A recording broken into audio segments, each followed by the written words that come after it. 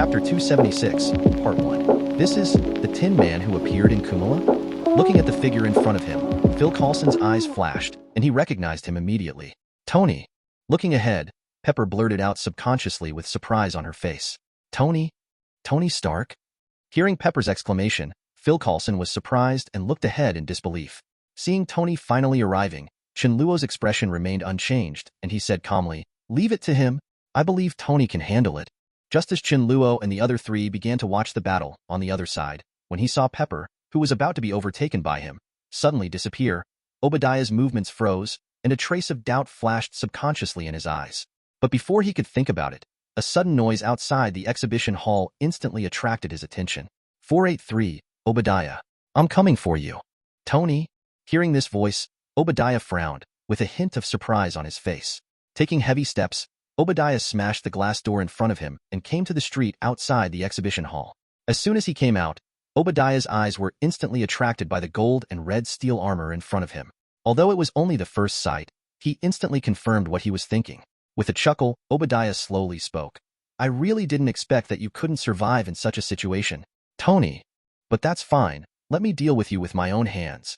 A cold smile slowly appeared on Obadiah's face. Just use my latest armor. Don't worry, after I deal with you, I will send Pepper down to accompany you. This way you won't be too lonely. With a loud laugh, Obadiah instantly raised his right arm, and the Gatlin hanging on his arm quickly rotated and was about to launch an attack. However, at the moment of his attack, Tony reacted quickly and instantly spurted flames from his feet, driving his body forward and crashing into Obadiah in front of him. Under huge amounts of impact, the two people instantly smashed the ground behind them, passed through the laboratory below, and then crossed from the other side of the exhibition hall. After knocking a big hole out of a truck compartment on the street, the two people they all fell in the middle of the road. There was no time to avoid the constant flow of vehicles on the road.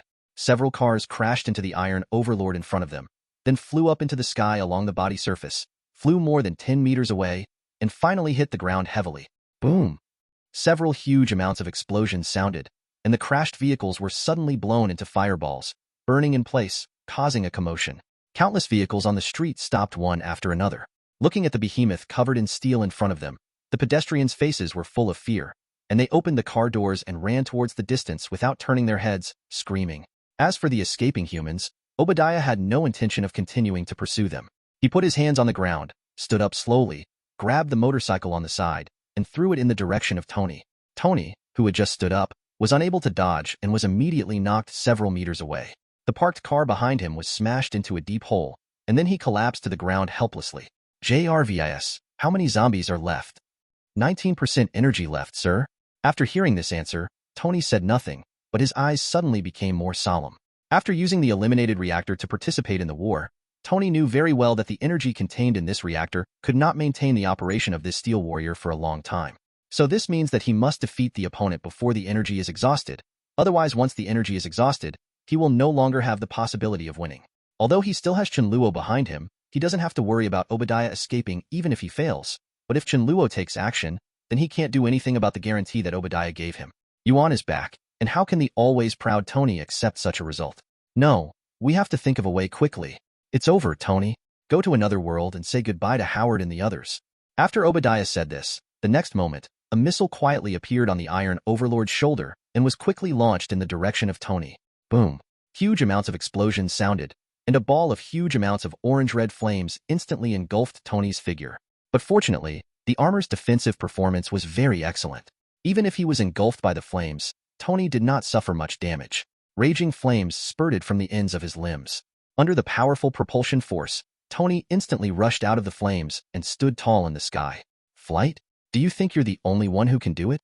Seeing this, Obadiah snorted coldly, and the propulsion system started to operate instantly. Raging flames spurted out from the soles of the armor's feet, and under the strong propulsion force, Obadiah soared into the sky and rushed in the direction of Tony. JRVIS, take me to the highest place. Seeing the other party's actions, Tony's eyes flashed. As if he thought of something, he spoke immediately. Sir, there are only about 15% electric power left.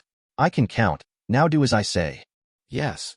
The flames under his feet instantly became a little brighter. With the powerful energy, Tony's speed suddenly became a little faster, and he rushed straight towards the sky. Obadiah followed closely behind him.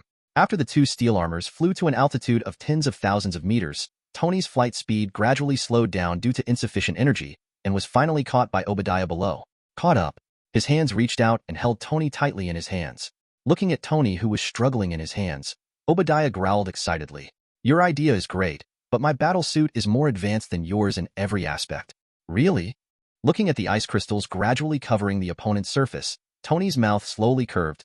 Then how did you solve the problem of high-altitude icing in 4.1? What icing problem? I advise you to have a good checkup. As he spoke, Tony reached out and tapped the other person's surface lightly. Following his movements, the originally bright eyes of the Iron Overlord suddenly dimmed, as if it had lost all power, and together with the layer of ice covering the surface, it fell towards the ground. It's over. Seeing this, Tony finally breathed a sigh of relief. He carefully controlled the battle suit to land on the ground. Seeing that there was only about 2% of the battery left on the screen, Tony's face was full of joy. However, before he could be happy for long, just when Tony was about to turn around and leave, a dull sound suddenly came from behind him. Subconsciously, he turned his head to look. When he saw the scene behind him clearly, Tony's expression suddenly changed drastically. Chapter 277, Part 1. *T. How can this guy be okay? Looking at the giant Mac-like figure that reappeared behind him at some unknown moment, Tony's expression changed and his eyes were full of disbelief. Not only Tony, but also Obadiah's eyes flashed with joy in the body of the Iron Overlord in front of him at this moment. If the defense of this steel battle suit were not strong enough, he would not have been confident that he would survive after falling from such a high height. While he was happy in his heart, Obadiah also had an even stronger murderous intention towards Tony. He never expected that this time he would almost capsize in the gutter. If Tony really succeeded, wouldn't everything he had done before be like a joke? He has been planning for Stark Industry for decades, and now it is time to reap the rewards. He will not allow any accidents to occur at this time under any circumstances. Now that Tony is right in front of him, as long as he can successfully deal with the other party, no one will be able to stop his plan. Soon, Stark Industries will eventually fall into his hands.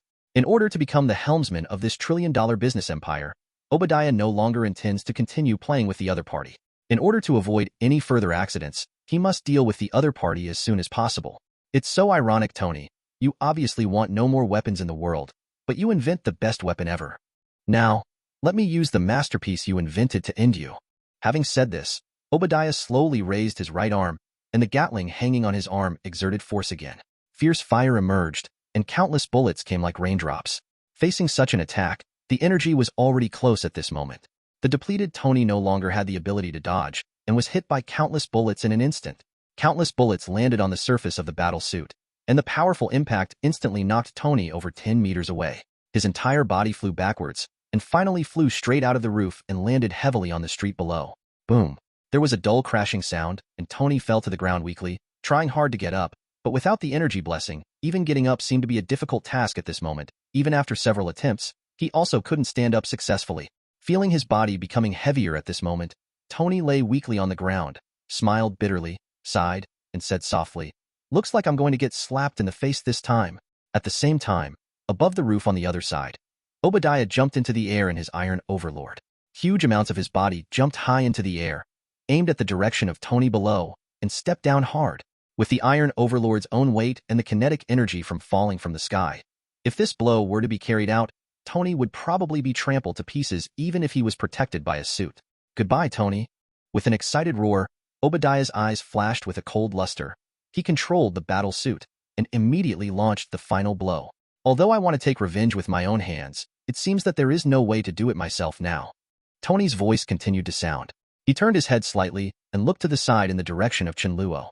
After mustering up his last strength, Tony said loudly, "Chun, come and help." As soon as he finished speaking, Obadiah turned into a doctor just before he landed in the sky and launched the final blow to Tony. Purple-red energy instantly emerged from the sky, completely enveloping the thick steel battle suit in midair. Bound by magic, Obadiah suddenly stagnated in midair in the next moment, unable to move at all. "You guy, didn't you agree to solve it yourself?" The air in front of Tony suddenly flashed with fluctuations, and Chen Luo's figure slowly emerged. Looking at Tony, who was collapsed on the ground and unable to get up, he shook his head helplessly and said with a smile, "I would like to, but who told me that my energy has been exhausted now?" Opening the mask on his head, Tony rolled his eyes and had trouble breathing. "Really?" Chen Luo smiled and did not continue to tease the other person. Instead, he moved his gaze to the figure floating in the air. A light flashed in his eyes, and then said, What about this guy? What are you going to do with him? Who knows? I didn't do it for him. Looking at the sky with complicated eyes, Tony said casually, I'll leave him to you. I have nothing to do with him now. Leave it to me to handle it? In that case, Chen Luo smiled, waved his hand, and instantly threw the other person into the exhibition hall behind him. I'd better leave him to Korshanmi. Before he finished speaking, there was another barrier. Boom. Huge amounts of explosions sounded loudly, and then, a ball of flame instantly rose from the exhibition hall, and then spread rapidly towards the surroundings. All the glass around the exhibition hall shattered instantly, and an invisible shockwave spread rapidly. Just when it was about to affect Chen Luo and the two of them, Chen Luo immediately reacted and waved his hand to summon a magic shield for defense to prevent Tony behind him from being harmed. After a while, the storm gradually dissipated and calmed down. When the smoke and dust dissipated, the two of them looked at the exhibition hall in front of them. After a moment of silence, Chen Luo's voice was the first to speak. Say, I didn't mean it, do you believe it?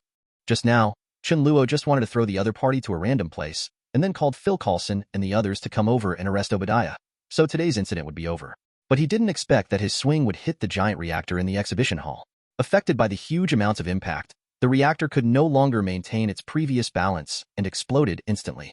Looking at the exhibition hall that has now become a ruin, it is obvious that after such an explosion, Obadiah has no chance of surviving. Hearing Chen Luo's words, Tony was silent for a moment, then shook his head slightly. Forget it, this is fine. In the past, he might still be a little sad about Obadiah's death, but now the other party wants to kill him, and they also want to take away Stark Industries together. Obadiah, Tony no longer had any feelings for him, so he quickly accepted the reality. After asking Chen Luo for help and taking off his battle suit, Tony was finally able to stand up with a struggle. Looking at the increasingly bleak reactor on his chest, Wani's mouth curled up with difficulty. It seems I have to get a new one as soon as possible, otherwise my life will still be in danger even if I don't die in Obadiah's hands. So do you need my help to send you back? No, I think I can still hold on for a while. Tony shook his head and smiled. But this time I really want to thank you, Chen. Tony looked at Chen Luo seriously. If you need any help in the future, I will do my best. I won't be polite to you. Smiling and hitting his friend's chest, Chen Luo was about to speak. However, at this moment, when his eyes glanced behind Tony inadvertently, an unknown smile suddenly appeared on Chen Luo's face, and he whispered, Then now I won't interrupt. Tony, take advantage of the opportunity. Take a chance? What do you mean? Tony blinked subconsciously and was about to ask, but Chen Luo would not give him such a chance. With a thought, he disappeared in an instant. List. Just as Tony was confused, Pepper's voice suddenly sounded from behind him. Chapter 278, Part 1. A Night of Silence. The next morning, Chen Luo got up from bed early as usual and started making breakfast for his family. Good morning. Not long after, Peter walked out of the room with sleepy eyes. He greeted Chen Luo and walked towards the bathroom. After briefly washing his face and brushing his teeth, Peter finally regained consciousness, came to the living room, sat at the dining table, and ate breakfast. Good morning, Peter. While Chen Luo was busy in the kitchen, he ordered without looking back. By the way, Peter, turn on the TV. I can't spare my time. Oh well. With an omelette in his mouth, Peter quickly walked to the TV, turned it on, then sat back neatly, and then started fighting with breakfast. Not long after, May also walked out of the room slowly, washed up briefly, and then came to the dining table to sit down with Chen Luo. Peter, I heard that you have been reading some books about car repair and the like recently? While eating breakfast, May seemed to remember something at this moment, turned her head and looked at Peter curiously. Yes, Aunt May. I just suddenly became interested in this. Is that so? May nodded lightly and said seriously, Peter, if you want to read a book about this, Aunt May won't stop you. But don't forget your studies. Now for you, getting into a good university is the most important goal. To be honest, she was very happy for Peter to have a hobby, but even so, May was not willing to let Peter spend too much time on other hobbies besides studies. If it affected his grades, it would undoubtedly be a waste of time. I understand, Aunt May. Peter nodded vigorously and solemnly assured. This is just a hobby of mine, and it won't affect my academic performance. Peter is naturally very clear about May's painstaking efforts. Not to mention Aunt May's expectations for him. Even he himself has great visions for his future college life. So naturally, he will not have any concerns in this regard. That's good. After hearing Peter's answer, May nodded with satisfaction and wanted to say something else. Now there is an urgent news break about the attack that took place in Los Angeles last night. Now our Colonel Rhodes will explain it to everyone. On the TV screen, Rhodes was standing on the podium, and reporters below were crowded with reporters. Countless cameras were all pointed in Rhodes' direction, and bright lights flashed continuously, recording the scene at this moment. I believe everyone has also received the official report on what happened at Stark Industries last night. There are unconfirmed reports that last night's incident and a prototype robot malfunctioned, resulting in damage to the Ichijo reactor. Fortunately, Tony Stark has a personal bodyguard. Listening to the voice coming from their ears, Chen Luo and the three of them looked at the screen, their eyes full of curiosity. Is it the incident that happened in Los Angeles last night? Peter blinked subconsciously and said with excitement on his face, I watched that video. Robot battle. It looks really cool. Speaking of this, Peter looked at Chen Luo and Chen Luo excitedly and said, Chun, Aunt May, do you know? It spread to other students in our class yesterday. We all called the largest robot Big Mac. Is the villain in the video? By the way, there's that red robot. It's really cool. We all call it Iron Man. What do you think? Does this name suit it well? Iron Man? That sounds really good. Hearing Peter's words, Chen Luo subconsciously raised his eyebrows and smiled. Just as Chen Luo and the others turned their attention to the TV screen, on the other side, backstage at the live conference where Rhodes was, Tony held a newspaper in his hand and commented with interest, Iron Man? This nickname is exactly what I thought. It's rare that the media is so discerning this time. Beside Tony, Pepper was concentrating on dressing him, with a smile on her face, as if she also agreed with his words. This is your alibi. At this moment, Phil Coulson came to Tony and handed over the speech he had prepared. You were on your yacht, and we have a port report to prove that you stayed all night all in Avalon, and the sworn testimony of your 50 guests. Really? Tony took the speech and glanced at it. His eyes subconsciously looked at Pepper, and the corners of his mouth curved. Maybe we should say that it was just me and Pepper that night. What do you think? Pepper's face turned slightly red when he heard this. He didn't say anything more, but his eyes when he looked at Tony suddenly became softer. We have written everything in this manuscript, just read it. Ignoring Tony's suggestion, Phil Coulson looked at the other party seriously and said, Okay. Tony turned over the manuscript in his hand, and after briefly reading the contents, he frowned slightly. Why is there no mention of Obadiah in it? This has been taken care of. He went on vacation. Phil Coulson's expression remained unchanged.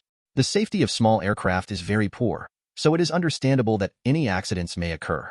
This isn't the first time I've dealt with this, Mr. Stark. Just recite as mentioned above, and soon, all this will be over. You only have 90 seconds. After saying that, Phil Coulson immediately planned to turn around and leave. Phil Coulson, agent. At this time, Pepper quickly chased after him and came to the other party, with a grateful expression on his face. Thank you for your help this time. I really appreciate it. This is our responsibility, and we will contact you soon. Phil Coulson smiled and nodded back. I will remember it. Wait, you should call it King Strategy. Just call us SHIELD. With these words behind him, Phil Coulson quickly disappeared from the sight of the two of them. Okay, it's time for us to set off. Pepper gently urged Tony to change into his suit. Let's go. I'm ready. Tony glanced at the speech in his hand. A light flashed in his eyes, and without saying anything else, he immediately headed towards the venue. Now, please invite Mr. Stark to speak on the stage. Seeing the two figures quietly appearing beside him at the venue, Rhodes breathed a sigh of relief, and then slowly stepped aside, leaving the stage to Tony, who was coming towards the stage. In the stands, Tony faced the crowd below and said with a smile, It's been a while since I last saw you all. This time I think I'll just read according to the script. While talking, Tony took out the speech prepared by Phil Coulson, softly said, There is speculation that I was involved in the incident that happened on the highway, which was, Sorry, Mr. Stark. Before he could finish speaking, a voice suddenly came from the audience, interrupting him. Taking a closer look, it was the female reporter named Christine that Tony met that night. Do you really expect us to believe this outrageous story about a bodyguard in a battle suit who just happened to show up? Even though I know the money situation is confusing. Just as the other party was talking, Tony interrupted rudely. It's one thing to question the official statement, but making crazy accusations or suggesting that I might being a superhero is another story. Sorry, I never said you were a superhero. Really? That's good, because it's far-fetched and whimsical.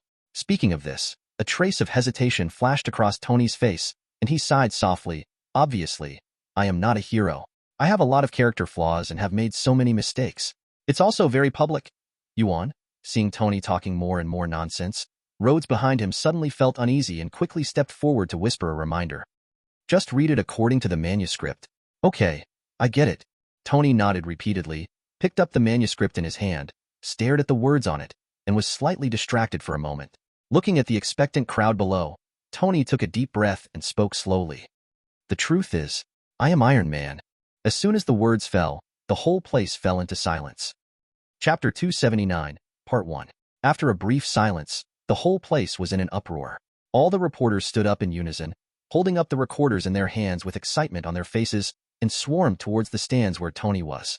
"Mr. Stark, are you really Iron Man? Mr. Stark, could you please tell me in detail what happened last night?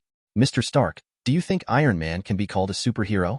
The reporters in the audience obviously still had many questions they wanted to ask, but after Tony made such a self-destruction in front of the whole world, neither Rhodes behind him nor Phil Coulson, who was watching the whole process, if he dared to let Tony continue to say anything, he quickly went to the stage to stop these reporters, and at the same time asked Pepper to take Tony away. But no matter how perfect they handled it this time, when Tony's words came out, everyone understood that everything was different from before. There is no doubt that after hearing Tony personally admit that he was one of the participants in the incident that happened in Los Angeles last night, the whole world was shocked by the news. In less than 10 minutes after Tony left, the discussion about Iron Man instantly spread to the whole world. The popularity is rising at a jaw-dropping speed. Even if SHILD reacted at this time and wanted to stop it, in the face of the crazy discussions and hot discussions that the whole world was participating in, unless they had the ability to modify the memories of everyone in the world like Charles, they would stop it no matter what. The news spread to the whole world. Iron Man's true identity, hashtag Tony Stark, billionaire dead superhero, hashtag the truth about the incident in Kumala Town, Tony Stark comes forward. While the whole world was discussing crazily, on the other side was New York. Peter's home.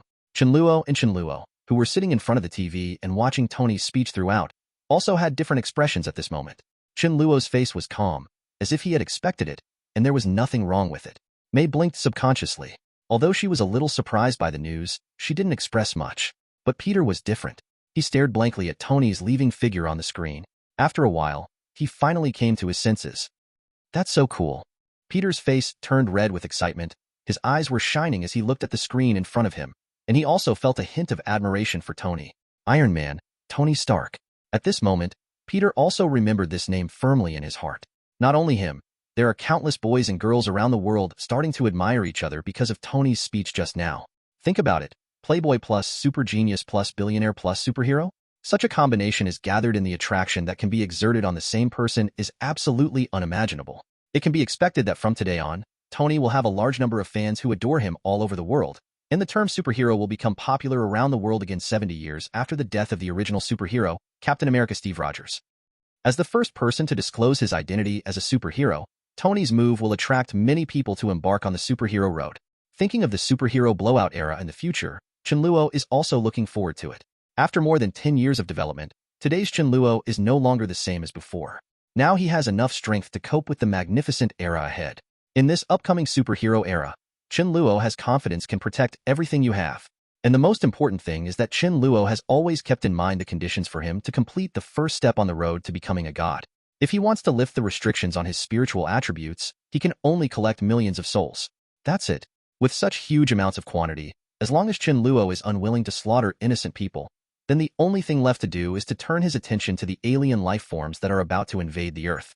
So even if it was to become stronger, Chen Luo had no reason to resist this coming era. After having breakfast and bidding farewell to Peter, who happily left for school, Chen Luo did not stay at home any longer, went out, got in the car, and left with Bumblebee. Chen Luo had already made an appointment with Tony after returning home last night, and brought Bumblebee to the door today. Now that Tony's affairs have been dealt with, it's time to help Bumblebee look at his problems. In this regard, Tony also agreed immediately. After arriving at the private airport assigned by BCBI, and taking Bumblebee up with him, Chen Luo began to wait quietly. At the same time, Chen Luo set off for Luo City. On the other side, after breaking free from the surrounding reporters, Tony was taken to the backstage of the venue. Before he could leave, he was caught up by Rod and Phil Coulson, who rushed over and stood in front of Tony. At this moment, the two of them, his face was also very ugly. After a moment of silence, Rod spoke first. "Tony, do you know what you just did?" "Don't be nervous, Rod. What does it matter? I just told the truth." Tony shrugged and comforted him with a relaxed expression. "You bastard. Do you know how long it will take us to appease those reporters for your truth?" Rhodes was immediately furious. If the guy in front of him wasn't his good friend, he might have been unable to control himself and follow his example to deal with Tongjun Taekwon. "Mr. Stark, you should understand what kind of situation you will face in the future after you admit your identity as Iron Man, right?"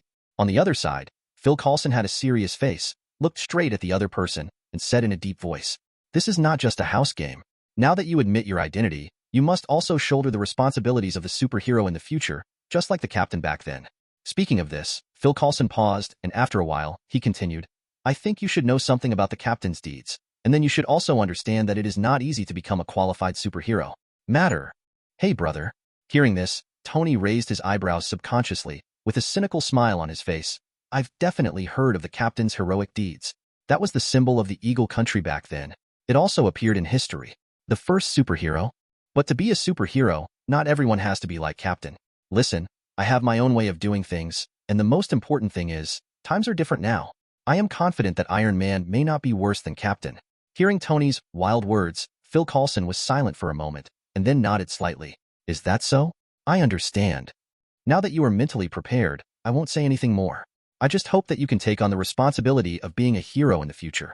Definitely, if you need any help, please feel free to contact me. Definitely, if that's possible. Tony nodded and smiled. After confirming Tony's idea, Phil Coulson did not stay here any longer. After saying goodbye to Tony, he immediately turned around and left the venue. After arriving at a secluded corner outside the venue, Phil Coulson stopped and immediately contacted Fury, who was far away at the base. Director Nick Fury, I have the latest news. Iron Man? In the base, after listening to Phil Coulson's report, Fury's eyes flashed and he nodded slowly. I understand. After hanging up the phone, Fury glanced at the screen in front of him. Seeing Tony talking on the screen, Fury finally made a decision. It's time to talk to him too. Chapter 280, Part 1. At noon, after Tony comforted Rhodes and Pepper, both of them realized that nothing could be done and had no choice but to give up the persuasion. Later, when Tony returned home again, as soon as he opened the door, a familiar voice sounded from behind him. Tony. Turning around subconsciously, Tony looked stunned and said subconsciously, Chen, why are you here so early? Morning. Chen Luo walked up and looked at each other with a half-smile on his face. I was worried that I wouldn't be able to find you this time. After all, you dropped such a bomb on the whole world today. To be honest, I thought you were still being interviewed at this time. Speaking of this, Chen Luo paused and joked with a smile. After all, among those reporters, I also saw a lot of beautiful women. If they invite you to sit over, it seems that you have no reason to refuse, right? List. Hearing this, Tony, who was still smiling at first, suddenly became serious, coughed slightly, and pretended. There is no need to say these words anymore. I already have someone I love in my heart. So I have decided to be a good and clean man in the future. Then Tony looked at Chen Luo apologetically. So I'm sorry, Chen. I won't participate in things like picking up girls in the future. If there are any parties to be held in the future, you'd better go find Rod. Ahem. After listening to Tony's words, Chen Luo couldn't help coughing several times and rolled her eyes at him. Tony, do you believe what I say? Chen. Tony looked at Chen Luo seriously. I'm serious this time. Chen Luo looked at him intently for a while. Then Chen Luo shrugged helplessly, spread his hands and smiled and said, Well, it seems that I can only go to the model party held by Rod tomorrow by myself. Wait, what did you say? Model party? Oh, I forgot to tell you. Rod just called me to tell me that a group of models from Brazil will come to Los Angeles tomorrow night. I heard that they seem to be participating in some modeling competition, and Rod happens to be one of these models. I have an acquaintance, so we had a sex party like this. *T. That bastard Rod. Why didn't he tell me about such a good thing? Listen to him. You seem to have told him that you had found true love, so he didn't want to drag you with him. What does this have to do with anything? Tony waved his hands with a serious look on his face and said, One code is one code. And who knows if there will be any dangers in this party? I think I still need my Iron Man to help. You just have to bear the risk. Definitely. Let me know beforehand that I don't want to see models or anything. I just do it for my brothers. Yes.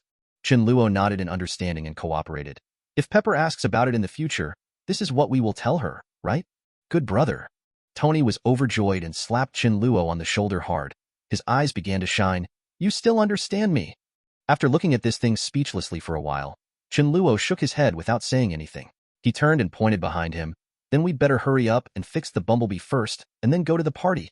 That's right. Tony definitely had no objection and immediately nodded in agreement. Then let's get started now. I'll take Bumblebee to my studio. With that said, Tony couldn't wait to pull Chen Luo into the car, got into the car, and followed the road pointed by Tony to the underground studio steadily. Click. With a sound of metal friction, Tony rubbed his hands excitedly as he watched Bumblebee return to its original robot form. Chen Luo didn't need to say anything, and he immediately got into work with full energy. In fact, Chen Luo didn't even need to ask for help. Tony had long been interested in extraterrestrial life like bumblebees. Now that he had such an excuse, Tony also took advantage of this opportunity to start carefully studying the structure of bumblebees. The research enthusiasm is burning brightly and has no tendency to stop at all. It wasn't until a few hours later, when the data was almost collected, that Tony stopped with some hesitation. What an incredible life form. It has such a structure. How's it going? Have you found the problem? Seeing that Tony finally stopped researching, Chen Luo quickly stepped forward to ask, please give me flowers. Zero, don't worry. Have you forgotten who I am? Tony smiled confidently. I am the smartest person in the world. How can such a simple question defeat me? I just checked. Bumblebee just has some problems with this part of the sound generator. As long as it is repaired, it will be back to normal. Let me think about it.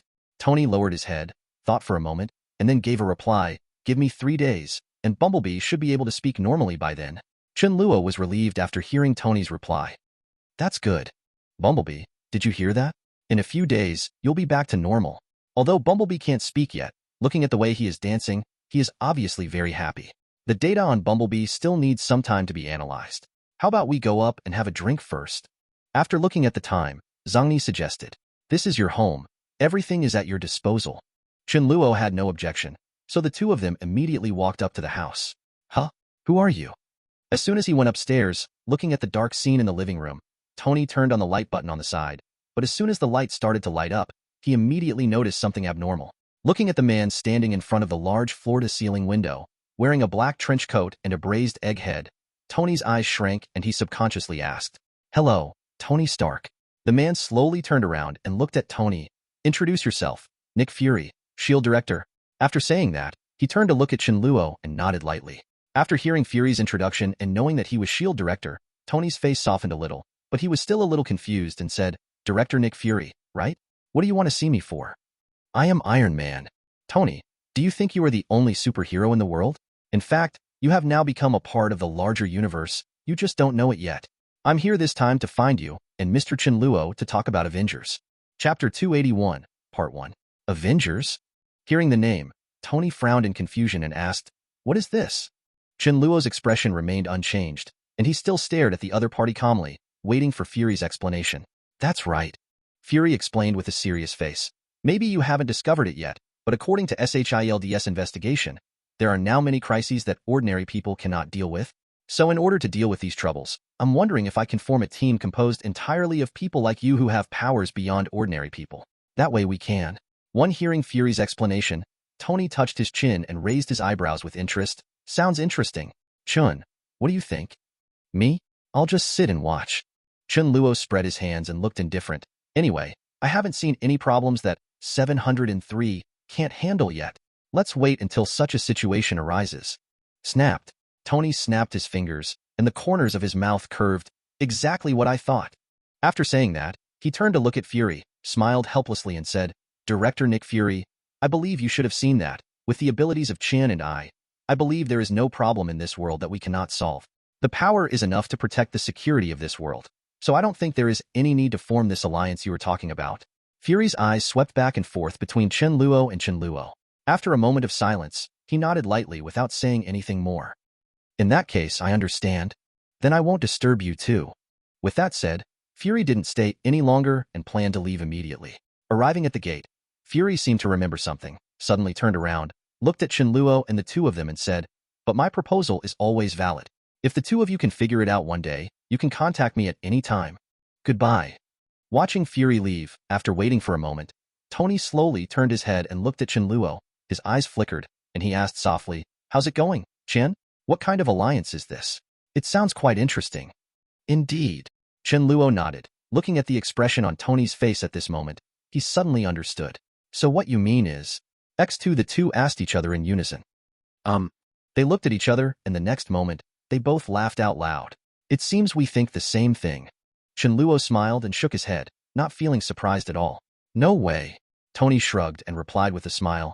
After all, I'm used to being free, but I'm not used to people from above telling us what to do. So instead of joining them, we should form an Avengers of our own. After finishing his thoughts, Tony first pointed at Chen Luo, and then pointed at himself, and let me see, even if there are only 2 of us in this alliance now, that's enough. To be honest, I really can't think of anything else in this world that we can't solve. With me, the smartest brain in the world, and you, the guy who was able to confront Apocalypse head-on. If there are any problems that we can't solve, I'm afraid no one can succeed. Seeing Tony's confident look, Chen Luo smiled and did not refute, just said, even so. It would be too boring if there were only the 2 of us in this alliance. And there are so many troubles in this world. We can't do everything ourselves. So I think it would be a good idea to invite others to join in. Hearing Chen Luo's words, Tony pondered for a moment, nodded, and agreed. That's right. It's really inappropriate to ask us to take action for those small troubles. Then should we invite some helpers next? Speaking of helpers, I have some good candidates here, Chen Luo said thoughtfully. Aurora and the others have been at the academy all these years. If we can invite them to join, with the reputation of X-Men, I believe the reputation of Avengers will be quickly established.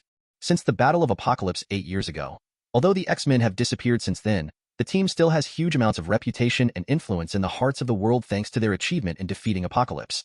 If they can be invited to join, then their startup team can quickly leave an impression on the world. Then it will be much easier to invite other superheroes to join. In this case, the X-Men will have to rely on you. Winking at Chen Luo, Tony immediately said, after all, with your relationship with Chen, I guess this won't be a difficult problem for you. Okay then, let me handle Chen's side. Chen Luo was not surprised by this, and immediately nodded and agreed. But you'd better pay more attention here. If you think there are any suitable talents, you can also try to invite them to join. The more manpower we have in the future, the easier it will be for us. Don't worry, leave it to me. Tony immediately patted his chest and agreed seriously. Afterwards, after resting for a while at Tony's house and leaving Bumblebee to Tony for repair, Chen Luo didn't stay too long and immediately turned around and left. Definitely, before leaving, Chen Luo was also troubled by Tony. The Alliance said in advance that he had already been a little greedy for cool alien sports cars like Bumblebee, so he kept urging him during the break. Let Chen Luo take him to the Autobot base to find partners. Chen Luo had definitely not forgotten his previous promise, so before leaving, he promised that he would take Tony to the base the day he successfully repaired the Bumblebee. After getting Chen Luo's guarantee, Tony was willing to let Chen Luo leave. Just as Chen Luo was heading home, Canada, Northern Alberta, on the road to Laughlin, outside a rest station 4.0 for pedestrians. Has the target been found? The group of people slowly walked out of the huge amounts of wind and snow in the dark night. Shaking off the snowflakes flying around their bodies, Lucien asked in a deep voice. Leader, it has been confirmed. A werewolf boy next to Lucien replied in a low voice. The target is now in the inn. Very good. Lucien nodded with satisfaction and strode forward. Then let's start quickly and take the people back soon. A group of people came to the house, passed through the somewhat crowded crowd in front of them, and walked to the front of the crowd amid bursts of excited cheers. When Lucien and the others saw the scene in front of them clearly, a trace of surprise suddenly flashed in their eyes. Interesting. Lucien's eyes were focused, and he looked forward without blinking. The corners of his mouth slowly curved, and he whispered with interest. Chapter 282, Part 1. At this moment, in front of Lucien and the others, stood a cage surrounded by barbed wire. There were two shirtless, tall and strong men in the iron cage. They stood opposite each other. One of them assumed an attacking posture, and the other lazily leaned on the iron net behind him, his steps swaying a little. He looked a little drunk. Come on, big guy, beat him to death. Hey man, I've put all my money on you. If you lose, I'm going to give you a good look. Logan, wake up. You are competing now. Don't lose to that son of a bitch. Logan? Hearing the calls from the people around him, Lucien stared unblinkingly at the drunken man in the iron cage, with an inexplicable luster flashing in his eyes. Chief, what should we do next? Don't worry. Lucien stretched out his hand to stop their movements, came to one side and stood still, looking 15 directions ahead with interest. Didn't you notice that guy looks a little different from others? Hearing this, everyone behind him was stunned for a moment, then followed the direction of Lucien's gaze and looked at the man named Logan in the iron cage. After looking carefully for a moment, everyone's expression suddenly changed. The tip of the nose subconsciously sniffed the air around him, as if he had discovered something. Gradually, everyone couldn't help but show a trace of color on their faces. Chief, I seem to smell the same kind of scent from him. I smell it too, but the smell seems a little different from ours. It seems more human. After hearing what they said, Lucien's expression did not change. He still stared ahead calmly and said softly, then just watch carefully. Maybe this trip, our factory will have something else. The harvest is not guaranteed either. That leader, our target. Don't worry, although the target's power is somewhat special, according to the intelligence, her power is just that of an ordinary person. Even if she leaves here, she can't go far. Just watch quietly.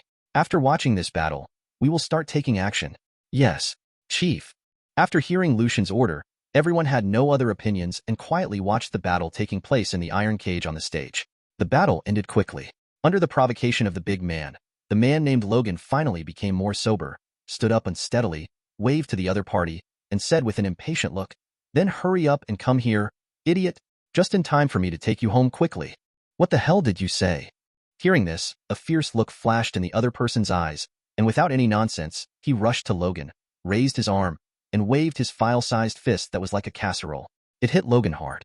Without any intention of dodge, Logan just took his punch forcefully, looked down at the chest where the opponent hit him, and patted it casually, his expression becoming even more disdainful. "Sissy, you really don't have any strength in your fists." As he spoke, Logan slowly raised his right fist. A smile appeared on his face. "I'm going to show you now what it means to be a real man." A heavy punch fell, and at the moment of contact with the opponent, accompanied by a painful groan, the person flew backwards for several meters and hit the iron net behind him. His whole body instantly fell into it, motionless, and he was obviously already dead. Fell into coma. Without any intention of walking over to take a look, Logan took out a cigar from his trouser pocket, put it in his mouth and lit it, took a deep breath, then turned around impatiently and said, "Who else is coming up?" The whole place suddenly became silent. Everyone looked at each other with a trace of fear in their eyes, without any thought of stepping forward. They are not fools. They all saw the battle just now. The strong man before was already one of their best players. In the end, he couldn't even make a move in the hands of this guy. If they were allowed to go up, I'm afraid it would be too much. The same result as one punch. Looking at the hesitation of everyone below, Logan didn't say anything. He leaned down, picked up the coat on the ground, pushed out the door, went to the dealer and took away the money he just won, and then strode to the bar, ordered a beer, and started drinking. As the battle ended, everyone who had no fun watching dispersed and left the tavern. After a while, the tavern looked a lot deserted. Looking at Logan's figure not far away, Lucian lowered his head and thought for a moment, waved his hand and said, "Okay, you guys go look for the target's traces. Report to me if you have any news." After sending away the other men, Lucian finally took action. He quickly came to Logan, who was drinking and was about to sit down. "Go away. Leave me alone."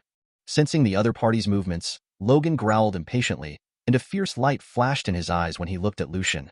Although his body has been covered with a coat, it can still be seen from his clenched fists that Logan's entire body is in a tense state at this moment, as if he is ready to go. Matching the look on his face at this moment, it looks like just like a 600 wild wolf, ready to pounce on prey at any time. Nice momentum. Not affected by the opponent's momentum at all, Lucian slowly sat down with a smile on his face, looked at the opponent, and then said casually, "The big guy's punch just now was not light.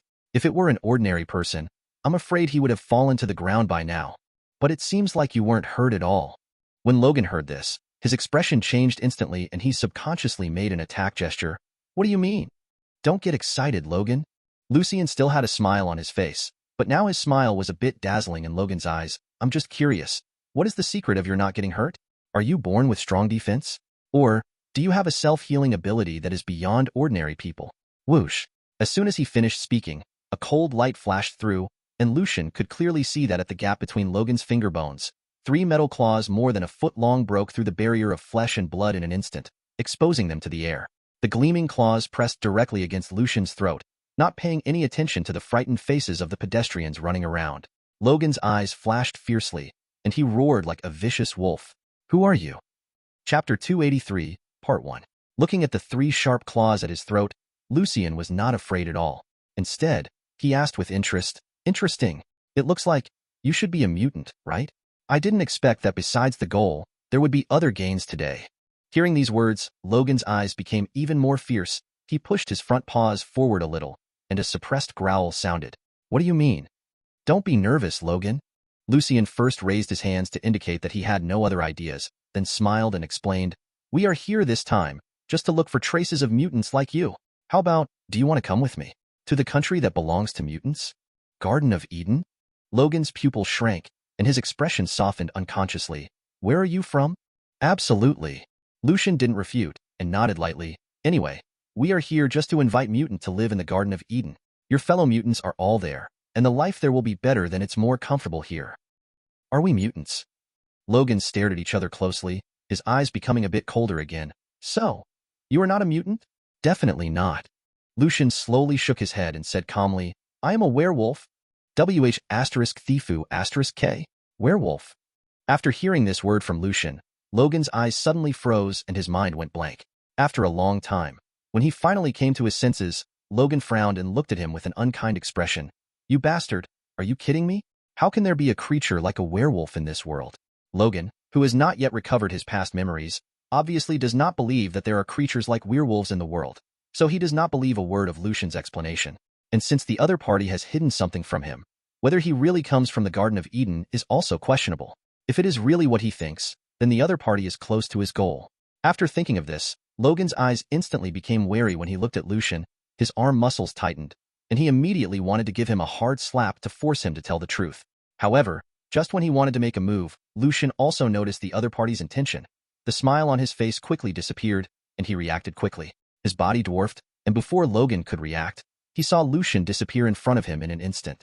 Quickly appearing a few meters in front of him, Lucian looked at the other person up and down, and shook his head helplessly.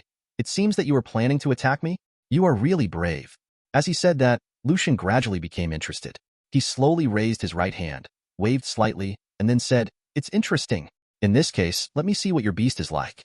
"Strength?" Logan said nothing, and the look he looked at Lucian gradually became ferocious and full of aggression. Just relying on the opponent's ability to break free from his control, Logan didn't dare to be careless at this moment. His hands naturally drooped. In front of the other arm, there were also 3 metal claws slowly emerging. He crossed his hands and took an attack posture. Feeling the increasingly fierce and violent aura on the opponent's body, Lucian's face changed, and his eyes became more interested. Good momentum, but it's not enough. Even facing Logan, who was in an attacking posture at this moment, Lucian still stood there with a calm face. His body was very relaxed and did not make any reaction, as if Logan's actions were nothing more than ordinary in his eyes. Faced with his contempt, Logan said nothing. His eyes flashed fiercely. He roared and launched an attack without any hesitation. He rushed forward quickly, waving the sharp claws in his hands, and the attack was like a violent storm, streaking across Lucian's body.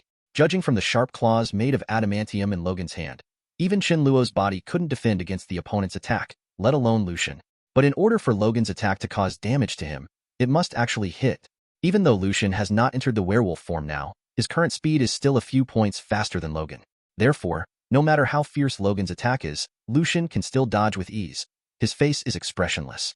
When he was relaxed, there was not even a single scratch on his body.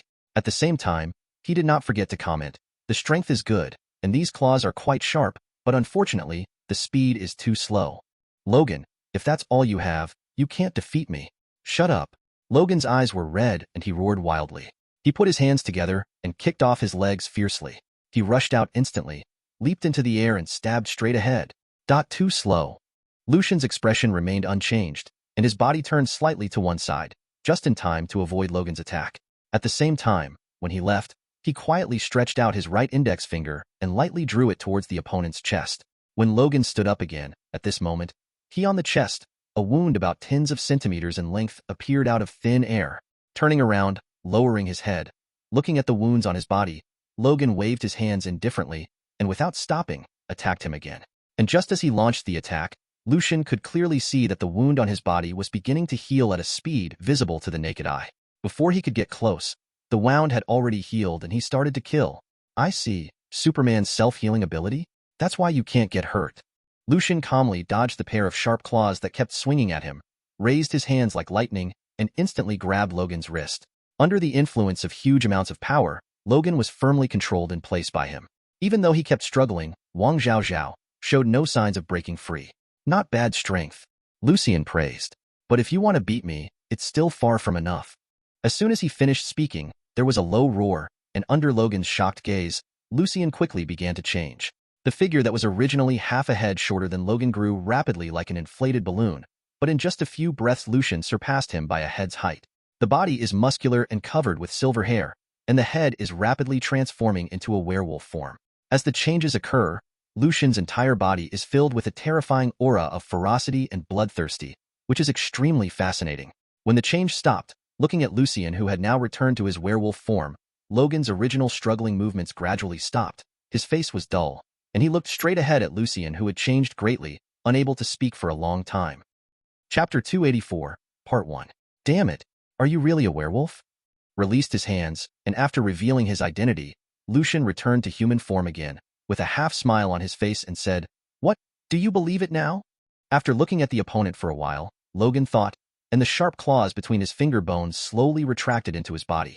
His expression slowed down, and he obviously had no intention of continuing to attack. "So what? I won't go back to the Garden of Eden with you." He sat back on his seat, lit a cigar for himself, took a deep breath, exhaled a puff of thick white smoke, then picked up the beer in front of him and drank it down in one gulp. "Oh, can I ask what the reason is?" The reason? Logan sneered. I'm living a good life here. Why should I go to the Garden of Eden with you? That was only before. Lucian's words instantly rendered him speechless. No one else knew your identity as mutant before. Now that they know it, do you still think you can continue to live as you are now? Boom. After a moment of silence, Logan suddenly pounded the table in annoyance, looking at Lucian with evil eyes. That's not because of you 657 guy. If it weren't for you. Dal. Before he finished speaking, Logan's attention was instantly drawn to a low roar coming from outside the door. His body instantly became tense, and he looked around with a wary face. What's the sound? Then, he seemed to suddenly recall something, and slowly moved his gaze in the direction of Lucian, looking at him with a questioning look on his face. Don't be nervous, that's the companion I brought. As expected, Lucian quickly explained. We came here originally to bring another mutant back, but now it seems we have found our target. Go back? Go back to the Garden of Eden? That's not his home. Logan sneered, his face obviously very dissatisfied. No. Unexpectedly, Lucian slowly shook his head and explained, she is just a child. We plan to send her to Xavier's school to study first, and then let her live in the Garden of Eden after she graduates. Xavier's school? Upon hearing this place, Logan's face froze, and a trace of surprise flashed in his eyes. Even though he has lived in this somewhat remote town for these years, he has obviously heard of the famous fag name of the X-Men. After hearing that Lucian was going to take him to the X-Men headquarters, he asked Lucian the hostility also subconsciously decreased a bit. After the Apocalypse battle that year, even someone as unruly as Wolverine Logan would find it hard to feel bad about this group that successfully saved the world. This is especially true when the other party is a mutant just like him. And we didn't take the initiative to take the child away.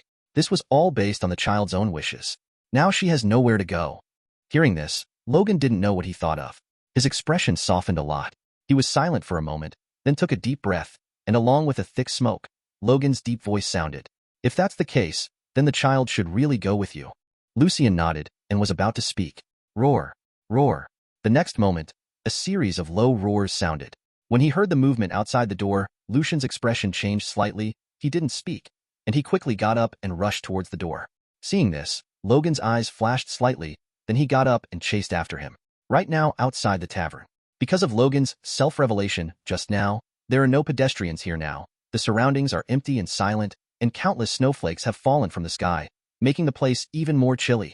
Not far from the door, on the side of an old-looking pickup truck, there were 4 huge werewolves that were completely black and had already revealed their werewolf form.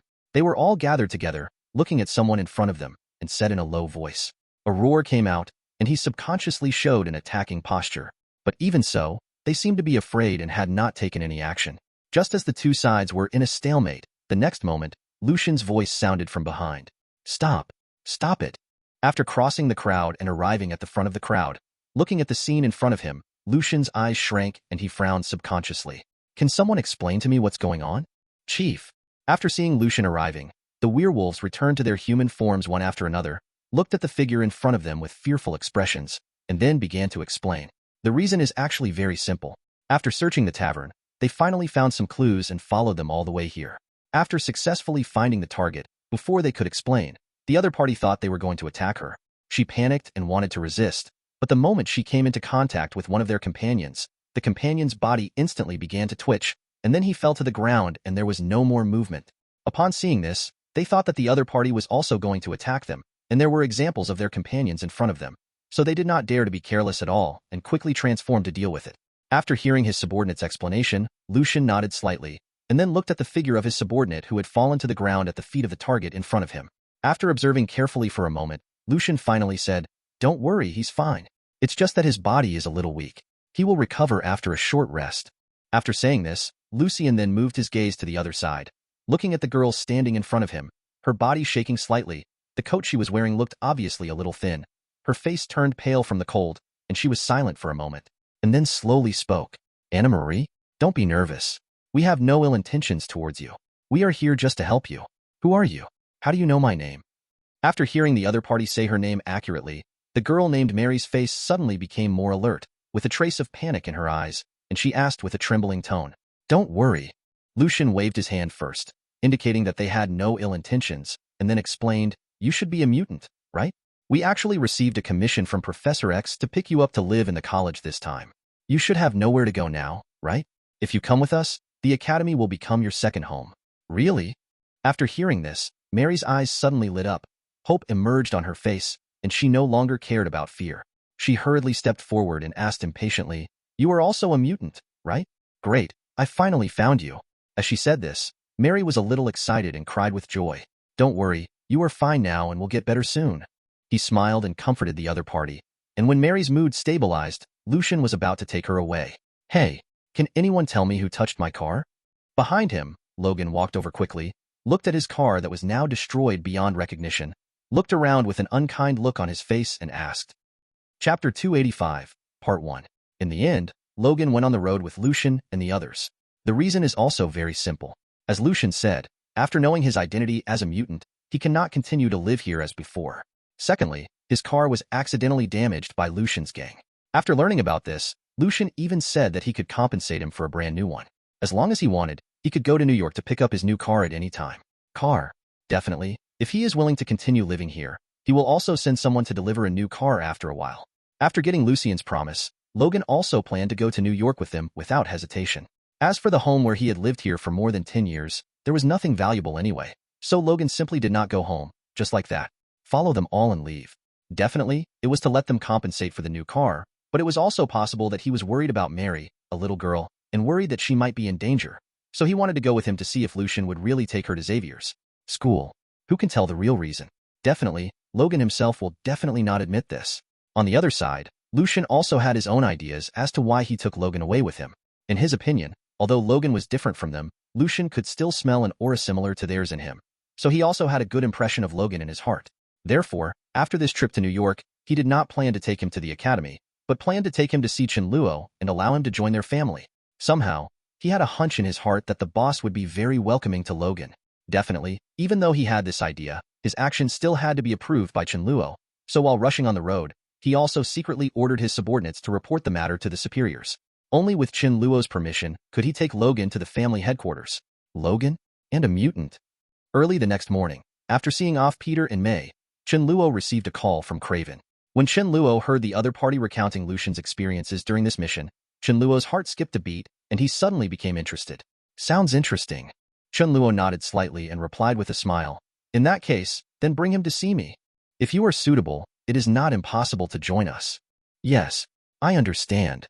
After hanging up the phone, Chen Luo's eyes flashed slightly, and he began to think secretly.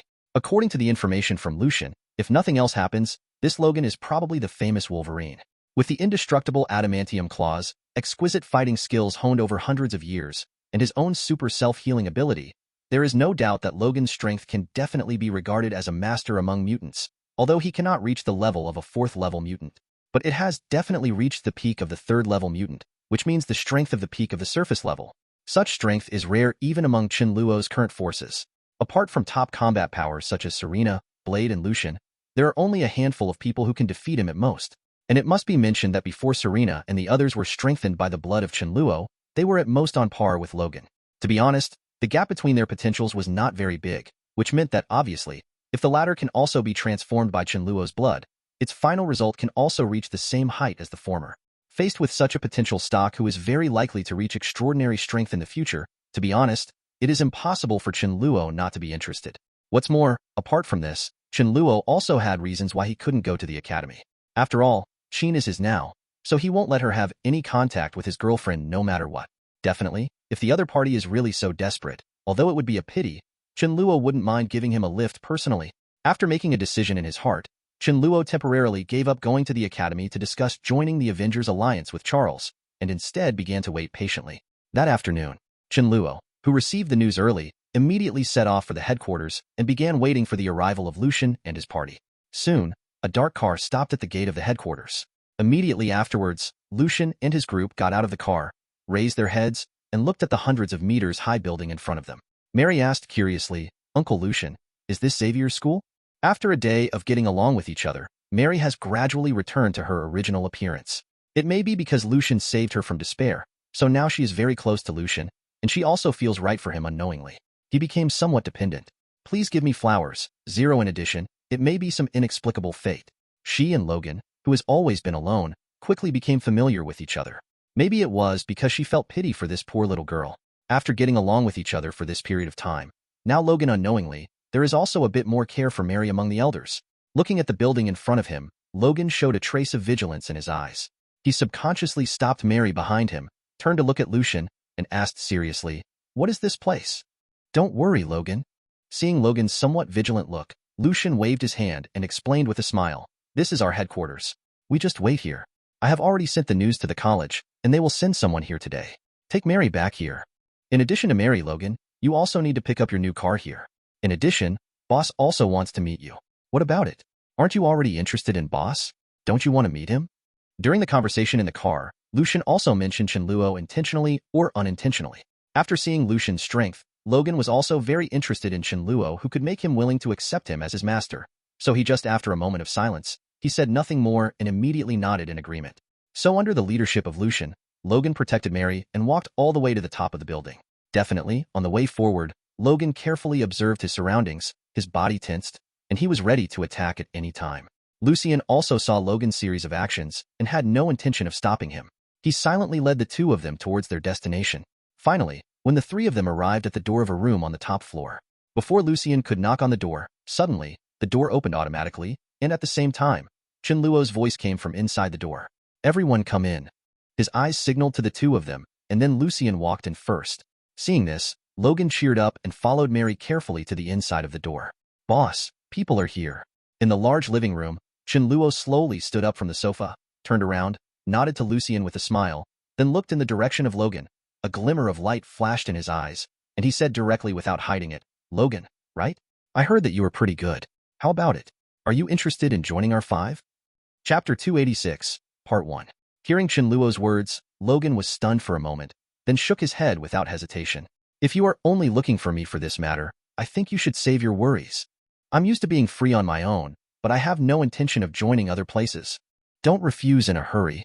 The smile on Chen Luo's face remained unchanged, and he explained again, "Joining us does not mean losing your freedom, especially for a strong person with your level of strength, who can have 100 abilities. Right. The benefits I have here are really good. Are you sure you don't want to consider it?" "Welfare." Seeing that Chen Luo didn't do anything else after he refused, Logan relaxed a little, his face remained unchanged, and he asked calmly, "Can you tell me more specifically? About this 913 thing, let Lucian tell you." Chen Luo moved his eyes to the other side and nodded lightly. "After all, it is him who is the client to tell you, and it is more important. It's the credibility that matters." "Then let me explain." Lucian smiled and answered, "Logan, with your ability, you can receive $3 million in remuneration from the group every year. The group will be responsible for your food, clothing, housing, and transportation. If you have children, they will also have a special payment from the group growth fund for their growth and education. In addition, listening to Lucian's introduction, Logan gradually opened his eyes, and a hint of surprise appeared on his face. He looked in the direction of Chen Luo. After seeing Chen Luo's nod of confirmation, he felt a little afraid. "Believe. There is no other reason than that the benefits Lucian mentioned are too good to be true. Not only are you considered in every aspect of life, but you can also receive an astronomical remuneration every year. With such conditions and treatment, as long as you choose to join, you will no longer have to worry about running around in your life." It has to be said that after hearing such conditions, even Logan, who always liked to keep to himself, couldn't help but feel a little moved.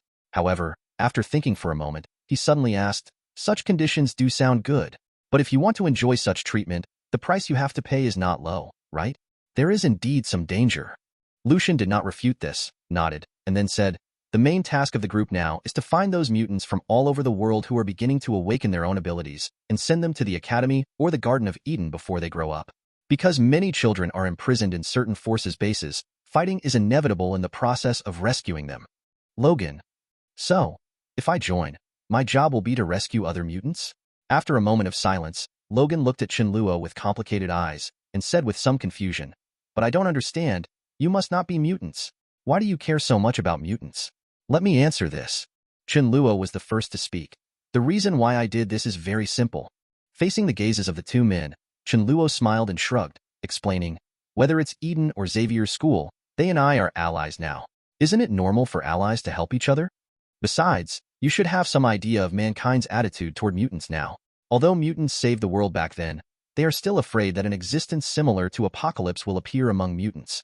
Therefore, in human society, the alignment of mutants is becoming more and more serious. But we are different. When those mutants grow up, if they don't want to stay in the Garden of Eden and want to contact the outside world, we are their best choice. So since they choose to join me, there seems to be no reason for me not to protect mutant. Definitely, there is another important reason. That is my girlfriend. She is also a mutant. Are these reasons enough? After listening to Chen Luo's explanation, Logan fell into silence again. After a moment, Logan's eyes flashed with hesitation, but he still shook his head slowly. Sorry, I'm used to being free. I'm afraid it will be difficult to stay in the same place for a long time. Where do you want to go? Before he finished speaking, Chen Luo interrupted. Definitely, it doesn't matter. It doesn't matter where you want to go. As long as you join, in any city in the world, nothing will change in the way you are treated. Yeah. Logan opened his eyes, looked confused, and opened his mouth, about to say something. Logan, you don't have to doubt what boss says. In this world, no matter which city it is, our group's industries are there.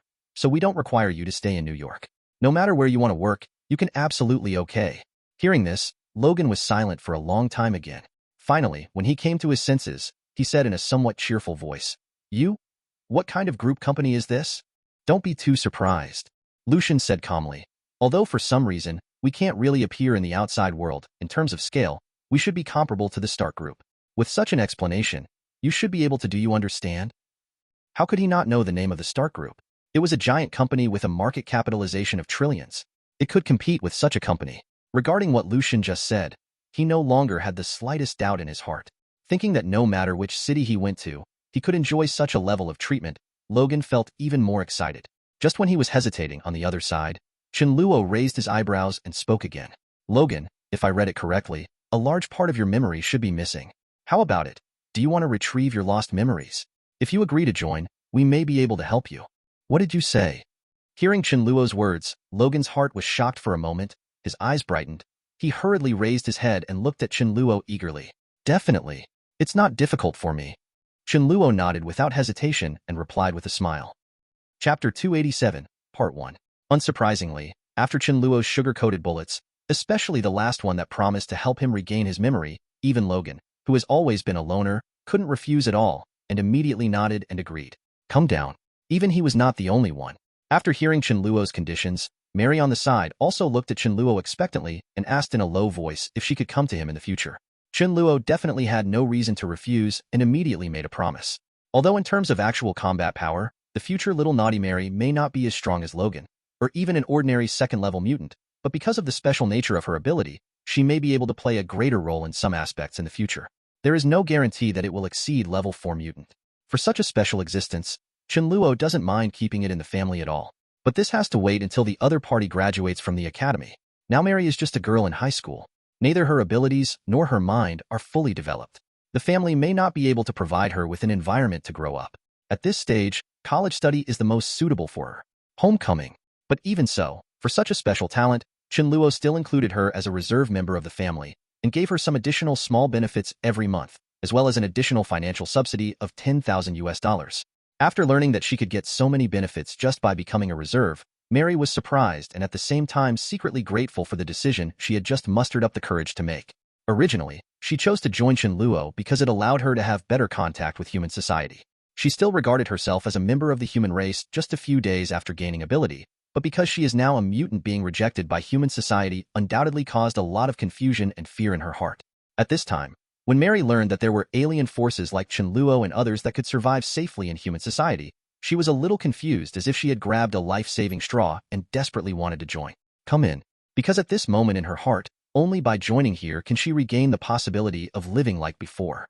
In fact, Mary was completely unsure about whether Chen Luo would agree to let her join him. After all, she herself knows her own situation well. Now she is just a mutant who has just awakened ability without even the ability to protect herself. Compared to Uncle Logan, who has amazing combat power, her role is negligible. It's not an exaggeration to say it's a burden. She was already prepared to be rejected, but to her surprise, Chen Luo actually agreed. Although she is only a reserve now, Mary is already very satisfied. Especially after seeing that she has so many welfare subsidies as a reserve, she feels even more grateful for the Chen Luo family. A sense of belonging. Even when he looked at Chen Luo, there was a hint of gratitude. All this was obviously seen by Chen Luo, but he didn't say much. After briefly arranging the two of them, Chen Luo planned to take Mary to the college to let her officially settle down there. Definitely, he has not forgotten his previous promise to Logan. Helping the other person retrieve his memory may seem impossible to others, but for them who have the ability to extract memories through blood, there is no way. Difficulty. Lucian obviously also mastered this ability, so there was no need for Chen Luo to take action at all. After assigning Logan to him, Chen Luo started to set off immediately. On the other side, Logan, who was eager to retrieve his memory, naturally had no idea of going to the academy with Chen Luo and the others. Chen Luo was naturally very satisfied with the result. Because Bumblebee was still being repaired at Tony's place, Chen Luo didn't waste time, took Mary with him, and immediately teleported on his way. Within a few minutes, the two of them arrived at the academy smoothly. Just when they entered the academy, a familiar figure happened to pass by them. Aurora. Hearing Chen Luo's voice, Aurora paused and turned her head subconsciously. When she saw Chen Luo's familiar face, Aurora felt happy and moved her pair of hands without thinking. With straight and long legs, he walked quickly towards Chen Luo. Chen, why are you here? It's nothing. Chen Luo smiled, then stepped to one side, revealing Mary's figure behind him, and said, This child is Mary, the child that Charles asked Lucian to find. Now that I have brought her, I hope this child can be better cultivated by you in the future. As he spoke, Chen Luo turned to look at Mary and greeted, Mary, this is Teacher Aurora. She will teach you from now on. Teacher Aurora. Mary walked forward with an obedient look on her face and whispered, Really, Mary? Looking at the other party, Aurora showed a very friendly smile on his face. Welcome to Xavier's school. I hope you will live a happier life here in the future. Thank you, Teacher Aurora. Looking at her smile, the anxiety in Mary's heart slowly calmed down. At the same time, looking at Aurora's face that made people feel stunning at first glance, her heart moved and she subconsciously said, Teacher, are you Mr. Chen Luo's girlfriend? You are so beautiful. No wonder Mr. Chen Luo likes you so much. Ahem. The smile on Chen Luo's face gradually stiffened. After regaining consciousness, he quickly pretended to cough and smooth things over. Aurora, don't blame this child. She was just talking nonsense. I mentioned to her before that I have my girlfriend here, so she admitted her mistake. Teacher Aurora, I'm sorry, I thought you were. After hearing this, Mary obviously realized something. She lowered her head in embarrassment and said with an embarrassed look on her face, It's okay, it's okay. Aurora waved her hand, put her mind back together, and replied with a smile, After all, it's Mary's first time here, she will know later. By the way, look at the time, it's almost lunchtime now, I'll take you to eat first. After saying this, Aurora turned around first, unintentionally taking the two of them to the restaurant. I won't go. Chen Luo said, I haven't been here these days, so I'd better go find Qin quickly, otherwise she will be angry. Is that so? A trace of disappointment flashed in Aurora's eyes, and then he smiled and said, That's fine. I guess Qin can't wait too much. I wish you a happy date. I hope so. After giving some instructions to Mary, Chen Luo turned around and walked towards the other side. Looking intently at Chen Luo's disappearing back, after a moment, Aurora finally came to her senses and began to greet Mary to leave with her. Mary had also been watching Aurora's actions just now. She rolled her eyes and didn't know what she thought of. Gradually, a different kind of smile suddenly appeared on her face. Chapter 288, Part 1. That night, after a day of appointments, Chen Luo returned home on time. Just as dinner was being prepared, a familiar voice sounded outside the door. I'm back. Immediately afterwards, Peter opened the door and cautiously stuck his head out, as if he were a thief. He glanced around secretly and felt relieved when he saw that Chen Luo was the only one there. Quickly entering the room and coming to Chen Luo, Peter whispered, Chen, are you busy tomorrow night? Huh? Chen Luo paused, turned his head slowly, and said with some confusion, No, what's wrong? Very good. A smile appeared on Peter's face, and he quickly said, That's it. I plan to come back early tomorrow night. Chen, can you wait for me while you cook, and then start after I come back? Huh? Chen Luo rolled his eyes and understood immediately, and asked with a smile, Are you planning to learn how to cook with me? Peter nodded repeatedly, his eyes full of expectation. It's okay, but you kid doesn't usually think about learning this. Why do you suddenly have this idea? Speaking of this, Chen Luo suddenly showed a different smile on his face, touched Peter's shoulder and said teasingly, Is it possible that you were planning to cook for a girl? Let me guess. Is it Gwen? Peter was greatly embarrassed when he heard this. His face turned red, and he stammered and explained, Well, actually, I have a reason. This weekend, Gwen invited me to her home to help with math tutoring, and that Gwen's parents happened to be out on business that evening, so you just brag that you can cook, right? Chen Luo rolled his eyes at the boy angrily. Hee. Peter scratched his head and giggled, not saying anything, just nodding his head. In fact, according to Peter's past personality, he would definitely not say such things. But after the careful teachings of his friends Harry and Chen Luo during this period, Peter has become a little more enlightened. Faced with this situation, Peter immediately thought of how Chen Luo conquered him and Aunt May with just one meal. Now faced with such a good opportunity, he definitely couldn't help but want to perform well. Fan. And he certainly has the confidence to boast about Hai Kao. After all, he has Chen Luo, a top-notch cook in his family. If he can learn every move of Chen Luo in the past few days, wouldn't Gwen be very good at it? Is he more impressed? If Gwen could be inseparable from her craftsmanship like he and Aunt May did in the future, according to what Chen Luo said back then, they would be more than half in love. Thinking of this, Peter was immediately filled with motivation, and his enthusiasm for learning was as high as ever. After understanding Peter's little thoughts, Chen Luo had no intention of refusing, but nodded decisively and agreed. He was originally very optimistic about the pairing of Peter and Gwen. Now that he has such a good opportunity, he, as a father-uncle, must help his boy. I see. Chen Luo smiled and ruffled Peter's hair. I'll wait for you to come home tomorrow, and then I'll teach you how to cook. But make sure you agree in advance that the food I cook is different from what you usually eat. It will take a lot of effort for you to get used to it. I'm not afraid. Peter immediately shook his head, his expression full of determination. No matter what, I will definitely persist. Very good. Chen Luo patted his shoulder heavily and nodded with satisfaction. Then it's settled. I'll wait for you to go home tomorrow. Seeing Chen Luo agreeing, Peter's face was filled with a smile, and his heart suddenly jumped for joy. And his behavior never faded even after May came home from get-off work. At the dinner table, looking at Peter grinning silly from time to time, May blinked in confusion and subconsciously turned to look at Chen Luo with an inquiring gaze. Facing May's inquiry, Chen Luo just smiled and didn't explain much. Seeing that neither of them had any intention of speaking out, May showed a helpless smile and shook her head slightly, not intending to go into details.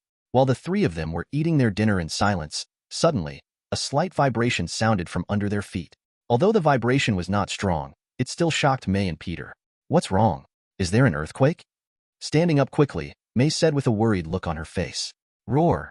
As soon as her voice fell, two huge roars like thunder rang out, instantly passing through a distance of hundreds of meters, and then fell into the owner's ears. What is this sound? Peter's expression changed, and he subconsciously looked in the direction of Chen Luo. It looks like it's not an earthquake. Chen Luo looked somewhere outside the window. His eyes flashed, and he thought thoughtfully. After thinking for a moment, Chen Luo turned to look at Peter and said, Peter, you and May stay in the room now and don't go out. I'll go out and see what's the reason. Chen, do you want to go out? Hearing this, May's face was instantly covered with nervousness, and she looked at him with worried eyes, but hesitated to speak. Don't worry, I'll be fine.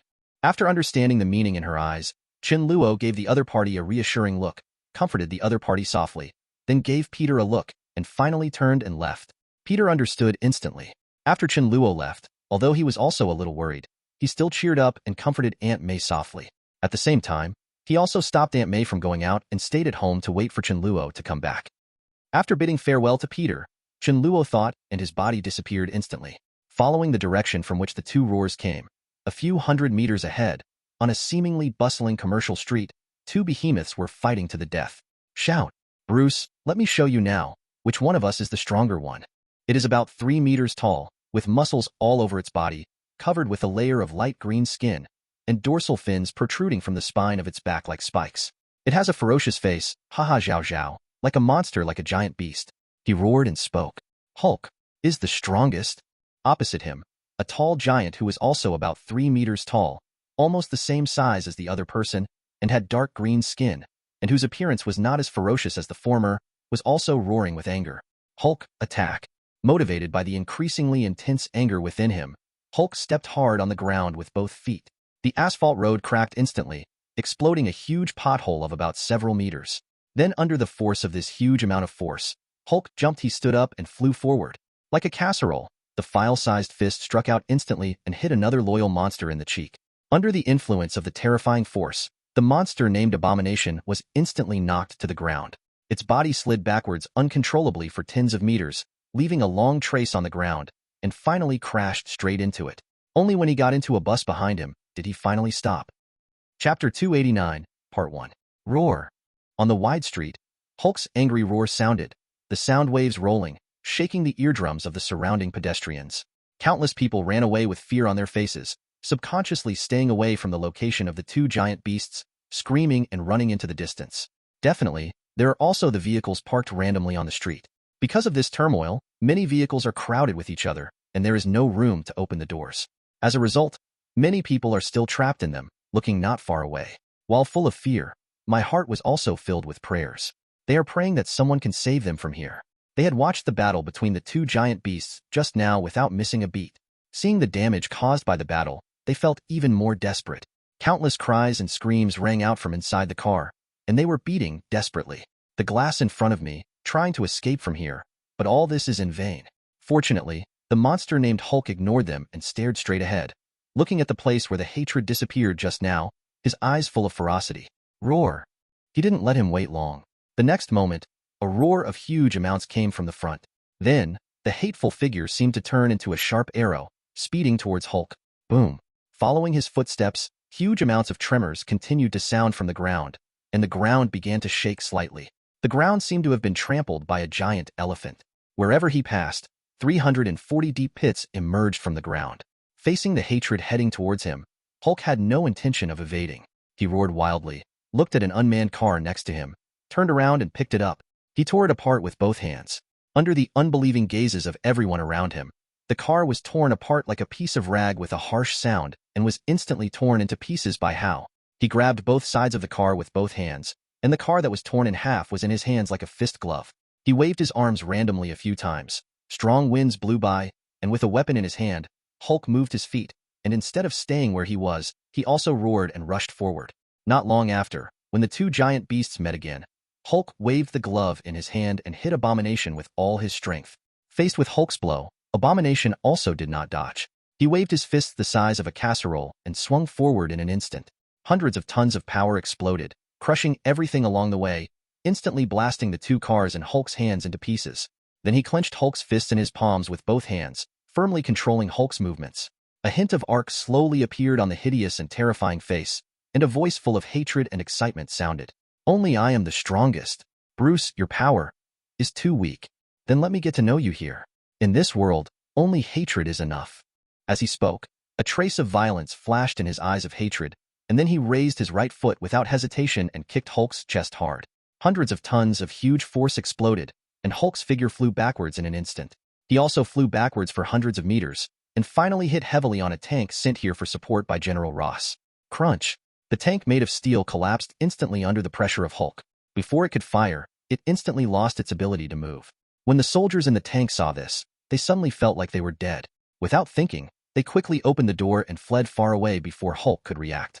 At the same time, there was a corner not far from where Hulk was. Chen Luo's figure instantly emerged from the air.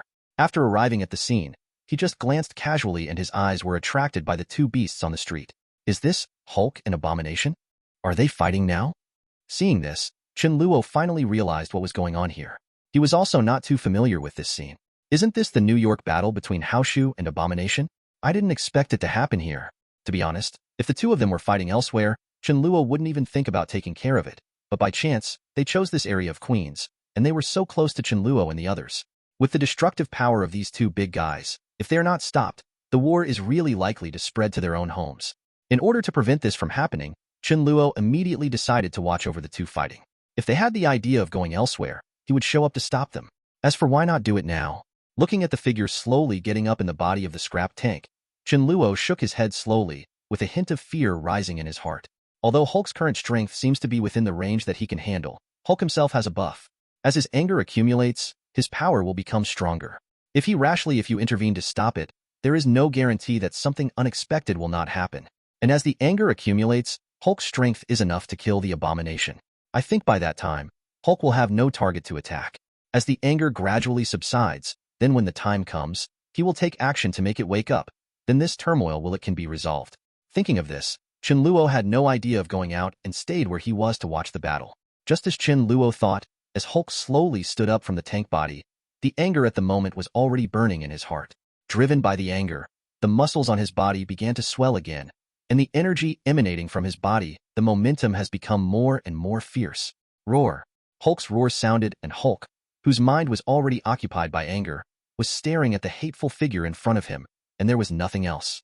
He grasped the barrel of the tank in front of him with both hands, pulled hard, and tore off the barrel along with the upper half of the tank's body. Holding this huge amount of hammer, he opened his legs and accelerated towards the front. The two approached again. Hulk waved the giant hammer in his hand, and the terrifying power exploded, hitting Abomination hard. Driven by anger, Hulk's strength increased by huge amounts and now exceeded the former. So when Abomination was caught off guard, the hammer instantly pinned him to the ground. His legs instantly sank into the ground, and before Abomination could react, Hulk launched another attack. The muscles of his hands were knotted, carrying immense power, and he waved the giant hammer in his hand as if driving nails, constantly beating the hatred deep into the ground.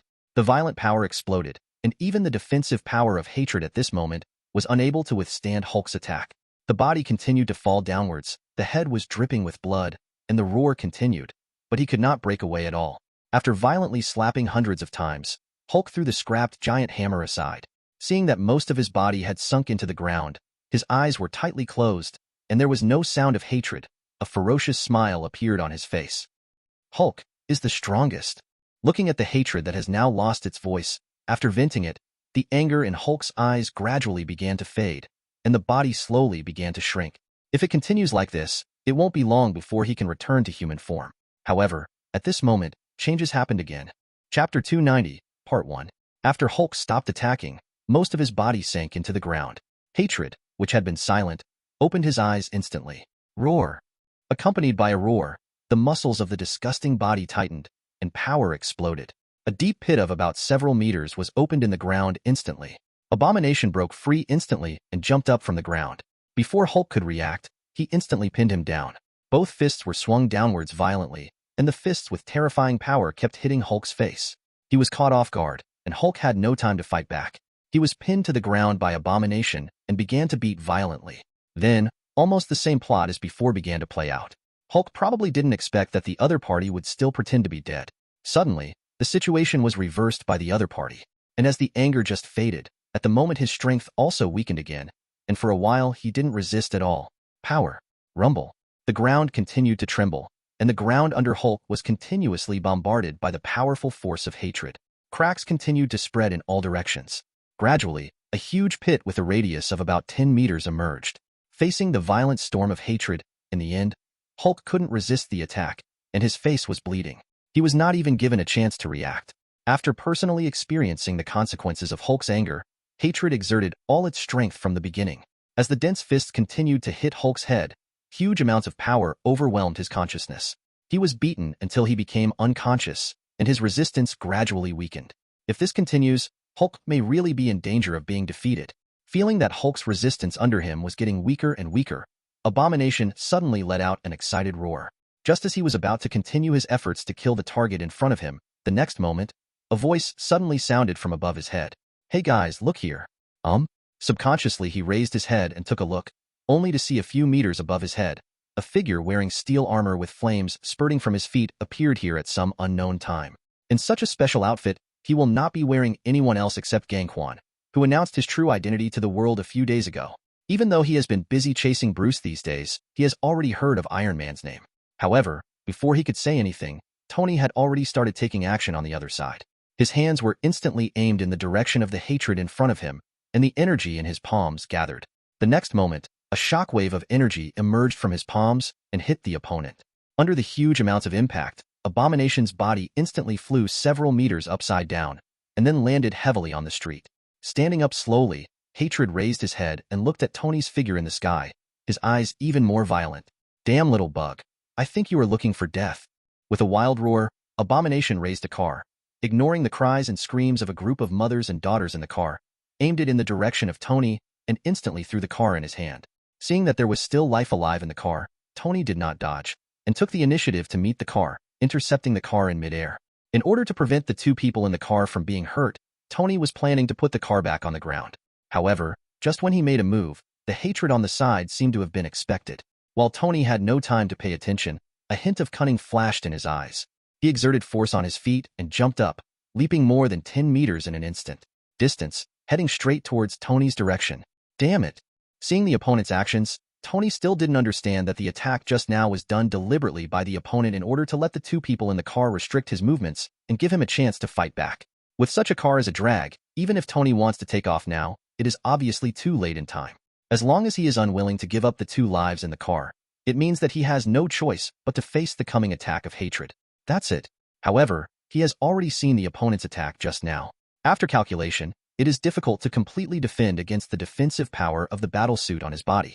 Once the battlesuit is destroyed, with his ordinary physical fitness, I am afraid that if you meet each other, you will be beaten into a pulp by the other party.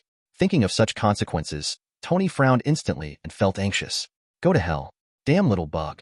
Seeing Tony getting closer and closer to him, Hatred raised his right fist high and swung it forward with all his strength. Please give me flowers. However, just when his punch was about to hit Tony, a figure suddenly emerged from the air in front of Tony, stretched out one hand, and received the fist of Hatred, which contained hundreds of tons of power, head-on. Chun, you're here. Seeing the person coming, Tony's worry disappeared and his face was filled with joy. Tony, you go rescue people first, and leave these two big guys to me. Chen Luo's body trembled slightly for a moment, then he quickly regained his composure and spoke in a deep voice. I see. After seeing Chen Luo arriving, Tony agreed decisively without saying anything. Tony has absolute confidence in Chen Luo's strength. Even though the destructive power of these two monsters is indeed amazing, as long as Chen Luo is here, it is only a matter of time to deal with them. After Tony left, Chen Luo flicked his hand, and his power exploded, instantly throwing the Hatred to the ground and creating a deep pit. Although I really want to play with you more, I have another big guy to deal with now, so I can only say goodbye to you now. After saying that, huge amounts of wings instantly unfolded from behind him. With the blessing of the bat transformation, Chen Luo's physical fitness immediately increased to a certain extent. Coupled with the current Dark Knight environment, the Dark Favorability is activated at the same time, and the physical fitness skyrockets again. In addition to the energy absorbed from Abomination through the energy conversion ability, Chen Luo transformed it into pure power. Under the influence of various abilities, Chen Luo's power has instantly exceeded Abomination. As his wings were waving, Chen Luo's body turned into an afterimage, swooping down from the sky. In just a blink of an eye, Chen Luo was in front of Abomination and hit the opponent's front door with 10 punches. The terrifying power exploded instantly. Under the transformation of Chen Luo ability, the power contained in his fist at this moment was several times greater than that of Abomination. With such a huge amount of power gap, Abomination had no chance of resisting. His head was instantly penetrated by a punch, and his eyes quickly became dim and finally became dead. Plop. Huge amounts of body fell to the ground with a crash, and there was no sound. Chapter 291, Part 1. On the wide street, there was suddenly an indescribable silence at this moment. The vehicles scattered around on the street, and the people still trapped in the carriages all held their breath and looked at Chen Luo's back with horror on their faces. They never imagined that the monster that caused the whole street to fall into chaos would be solved so easily, and the other party looked very relaxed.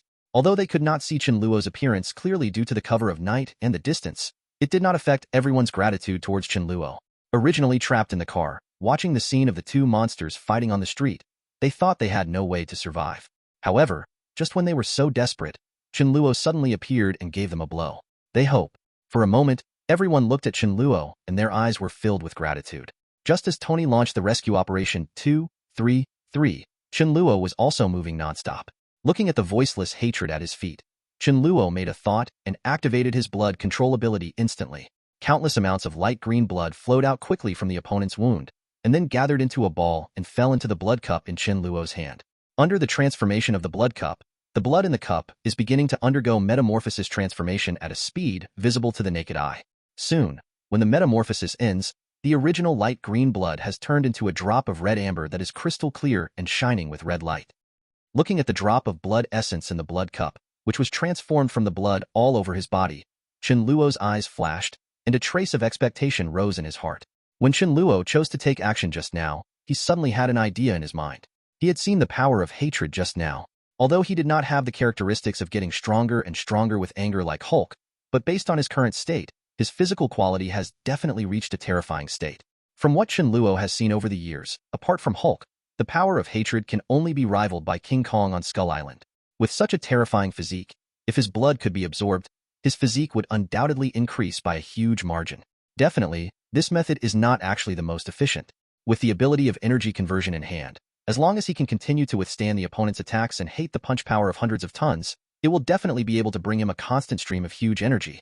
As long as he uses this energy, he can also able to smoothly improve one's physical fitness. Chen Luo had actually wanted to try this method of improvement for a long time, but because he didn't have a suitable sparring partner, he could only keep this method of quickly refreshing energy deep in his heart. Until today, when he saw the battle between these two little giants, Chen Luo had this idea again.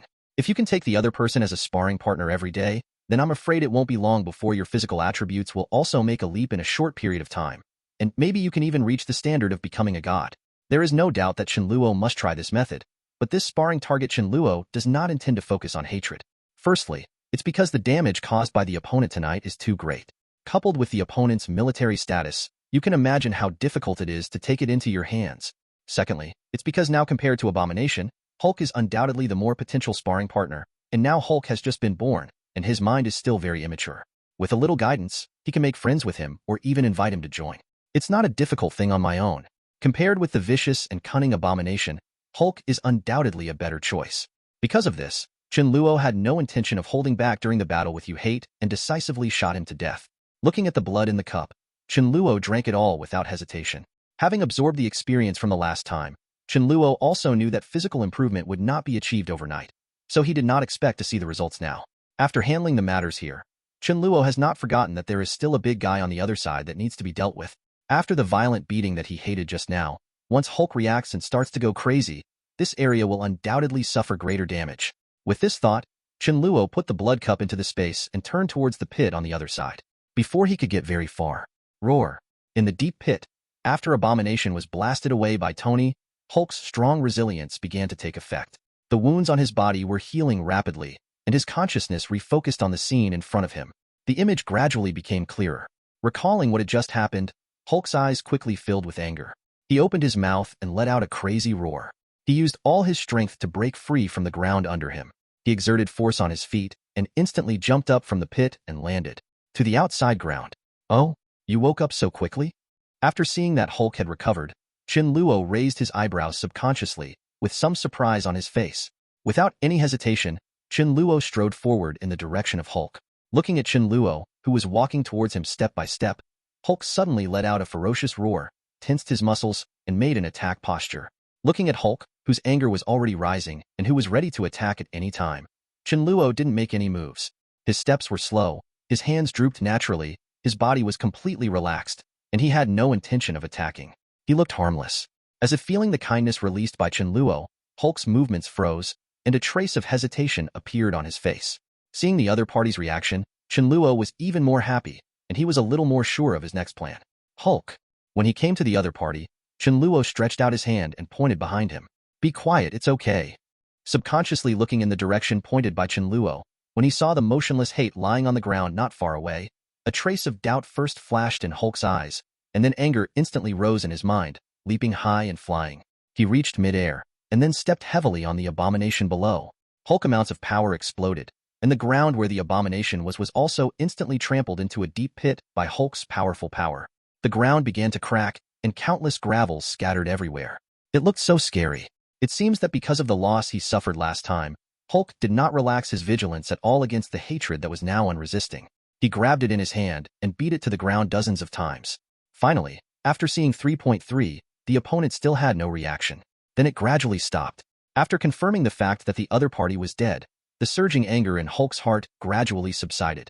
As the anger faded, Hulk's consciousness also became clearer. Looking at the body at his feet that was missing half of his head, he raised his head and looked at Chen Luo's figure. He didn't know what he thought of, and Hulk's eyes when he looked at Chen Luo became a little softer. The tense body gradually began to relax. Looking at Chen Luo walking towards him again, Hulk no longer had any thoughts of attacking. Hulk! When he came to the other party, looking at Hulk who had calmed down a lot at this moment, Chen Luo slowly showed a kind smile on his face, stretched out his right hand. How about, my friend, do you want to come with me? Friend? Hulk subconsciously opened his eyes, full of confusion. Chapter 292, Part 1. That's right, friend. Chen Luo nodded heavily. It doesn't matter if you don't understand now, Hulk. As long as you leave here with me now, then I can guarantee that no one will hurt you in the future. This is my promise as a friend. So, do you want to come with me? After watching the plot, Chen Luo naturally knew that Hulk also had his own consciousness, and because he was born so young, Hulk's consciousness was no different from that of a 6- or 7-year-old child. Although he had the problem of being prone to anger, it is not difficult to communicate with them. The reason why the previous Bruce Banner didn't know this was because his attitude of always wanting to eliminate Hulk aroused dissatisfaction and resistance from the other party. It was not until under the threat of the purple sweet potato spirit that the two finally understood each other and finally succeeded. Become one. Since the birth of Hulk, neither his creator Banner nor others have a good attitude towards him. The former wants to completely eliminate him, while the latter wants to take him back for research. It is precisely because of this the encounter, 16, caused Hulk to look full of anger every time he came out, and he acted very irritable to the outside world. But Chen Luo is completely different from them. Knowing that Hulk is actually not a bad person, and that he also needs Hulk's help, Chen Luo is not stingy in his kindness towards Hulk. Faced with Chen Luo's behavior, Chen Luo suddenly there was an unprecedented warmth flowing through my heart. Friend. Hulk's friend. After a moment of silence, Hulk suddenly stretched out his big hand, held Chen Luo's outstretched palm tightly in his palm, and waved it up and down, looking very excited. After receiving the kindness from Chen Luo, Hulk chose to believe it without any hesitation, and he was not worried about the possibility that Chen Luo would lie to him. There is absolutely no way Chen Luo would do this. Looking at Hulk, who was obviously happy, Chen Luo made up his mind, took out his hand, patted the other person's arm gently, and said, "Since we are friends now, Hulk, do you want to come with me?" Facing Chen Luo's invitation, Hulk said nothing, but nodded vigorously and agreed. Seeing the other party's actions, Chen Luo smiled even more and was about to continue saying something. "Wait a minute, you can't take Hulk away." At this time, a residue suddenly came from the sky. When I looked up, I didn't know when, in a helicopter in the sky, a tall man wearing a military uniform, with some gray hair and a very serious face suddenly appeared at the door, looking at him warily. Hulk is the property of our military, never allowed to be taken away by others. Roar. Looking at the figure above, a fierce light appeared in Hulk's eyes, as if some bad memories had been brought back, and he roared to the sky. Chen Luo raised his head and looked at the other party, suddenly having a guess in his mind. If his guess was correct, the man in front of him should be Banner's cheap father-in-law, General Ross. Hulk was the product of Banner's accidental birth in an experimental accident. Ross has been coveting Hulk since he first learned of its existence. He mobilized a large number of troops to arrest him several times, hoping to take Hulk away for research. However, due to Hulk's own terrifying power, Rose's plan has never been realized. Until tonight, after his strongest soldier was accidentally injected with Hulk serum, he also turned into a monster like Hulk and also had the strength to compete with Hulk. Faced with such an opportunity, Ross would never miss it, so he immediately ordered the monk to arrest Hulk. However, after gaining the power of Hulk, Abomination was no longer satisfied with obeying the orders of such a human being, so he ignored the other party's intentions. Instead, he took the initiative and wiped out the tank troops brought by Ross, causing a major disaster. Loss. After getting rid of these soldiers, Abomination originally wanted to get rid of Ross, the former commander, but before he could do it, he was stopped by the reawakened Hulk. So to be precise, Rose was saved by Hulk. But unfortunately, faced with such a life-saving grace, General Ross didn't seem to have any thoughts of gratitude. On the contrary, after getting out of danger and seeing Chen Luo planning to leave with Hulk, he couldn't help but jump out to stop him again. Chen Luo was not polite to this old man at all. If he hadn't taken Hulk into consideration, he would have taken action to get rid of this old man who was causing trouble everywhere. Although he didn't want to kill him now, Chen Luo nor will they let each other go easily. Red light flashed in his eyes, and the sleep technique was activated immediately. Under the influence of Chen Luo hypnotic ability, Rose's expression changed, and he suddenly became very calm. He completely ignored Chen Luo and the two below and returned to the cabin again. Not long after, with a dull roar of engines, the helicopter gradually disappeared into the night sky. He stopped Hulk, who was about to move, and wanted to jump up and give him a blow. Looking at the confused look in his eyes, Chen Luo shook his head helplessly. If it weren't for the special relationship between Banner and Ross, there would have been no need for Hulk to take action just now. Chen Luo would have taken the lead in getting rid of the other party. But if he did, he would wait until Banner wakes up and learns about it. If so, then he won't be able to keep the other party. If only Banner and Hulk could separate. Chen Luo sighed secretly in his heart. If the two can achieve a true separation and Hulk can stay on his side, then it won't be so important whether Banner leaves or not. Shaking his head slightly, Chen Luo turned his head and looked at Hulk, about to ask him to leave. Ding! It is detected that the host has established a friendship with Hulk. Now you can choose. Choice. In order to consolidate the friendship between you, find a girlfriend for Hulk. Reward. Hulk shorts cannot be destroyed by any force. Choice 2. In order to help your friends grow, please help Hulk learn the knowledge of this world. Minimum high school passing in all subjects. Reward. Soul transfer device. Chen Luo. Looking at the two choices that suddenly appeared, the corners of Chen Luo's mouth began to twitch slightly, and his eyes subconsciously glanced at Hulk beside him. Looking at his arms that were thicker than his waist, he sighed heavily in his heart. Are you kidding me? Chapter 293, Part 1. Seeing the two options displayed on the system, Chen Luo made his choice without doing any more hesitation. The first choice was eliminated by Chen Luo almost as soon as it appeared. Not to mention the hellish reward, but when it comes to finding a girlfriend for Hulk, think about it. With his size, are there any humanoid creatures on the Earth that can withstand him? You can't let him go to the universe and find a girlfriend for him, right? So it's better to leave this matter to Hulk himself. As for the second option, it's a bit interesting. If the effect of this soul exchange device is really what he thinks, then Hulk really may be separated from Banner. Anyway, Banner has always wanted to ask Hulk for help. Now that he has such an opportunity, he has no reason to refuse. But the conditions for completing this choice are also outrageous. Asking Hulk to read and study sounds a bit absurd. With Hulk's character, letting him go out and fight like in the plot is probably his hobby. But if you want him to calm down and study, given Hulk's character, he will probably go berserk in a minute. Thinking of this, Chen Luo couldn't help but feel a headache. But he had to make this choice. After all, it would be very beneficial for him to separate Hulk and Banner. Judging from Hulk's current state, when his anger completely calms down, he will also degenerate from Hulk form to human Banner form. If you want Hulk to reappear next time, you need to repeatedly anger Banner. After all, only Hulk can help Chen Luo improve his physique. So Chen Luo also needs Hulk to be by his side at all times. To achieve this, it is imperative to separate Hulk from Banner's body. However, if you want to separate Hulk, you need to let Hulk read and study. This is undoubtedly a very difficult challenge. Let's think of a solution later. Putting this idea behind his mind for the time being, Chen Luo patted Hulk on the shoulder and told him not to be nervous. The next moment, a purple-red smoke appeared instantly and wrapped around the surface of Hulk's body. Then, under Chen Luo's control, slowly take the other person to fly off the ground. Roar. Looking at the ground gradually moving away below, Hulk's eyes first flashed with panic, but with the comfort of Chen Luo beside him, he gradually regained his composure. Later, after gradually adapting, Hulk became a little excited, as if he had encountered something fun, shouting in the sky, looking like a child. Okay, be quiet, Hulk, stop moving, you'll fall if you move again. With Hulk's movements, Chen Luo's difficulty in controlling him also soared instantly. Feeling the rapid consumption of his own mental power, Chen Luo also felt a little dizzy and had to turn around to comfort the other person. After feeling Chen Luo's kindness, Hulk already had a lot of trust in Chen Luo, so after hearing Chen Luo's instructions, he was obedient and quieted down, but his head was still turning and lowering his head. He looked at his body with his head, his eyes full of curiosity. With Hulk's active cooperation, Chen Luo also felt a lot more relaxed. About half an hour later, Chen Luo led him all the way to the headquarters building. Under the respectful greetings of the guard at the gate, Ran walked towards the inside of the building. After finding Craven and asking him to arrange a room for Hulk, Chen Luo then took Hulk to an apartment on the top floor of the building. Opening the door and walking in with Hulk, Chen Luo looked at the surrounding environment. Chen Luo nodded with satisfaction, then turned to look at Hulk and said, "Hulk, this is your new home from now on. How is it? Are you satisfied?" "Home? Hulk's home?" Hulk turned his head and looked around, then looked at Chen Luo, with a hint of expectation gradually showing on his face.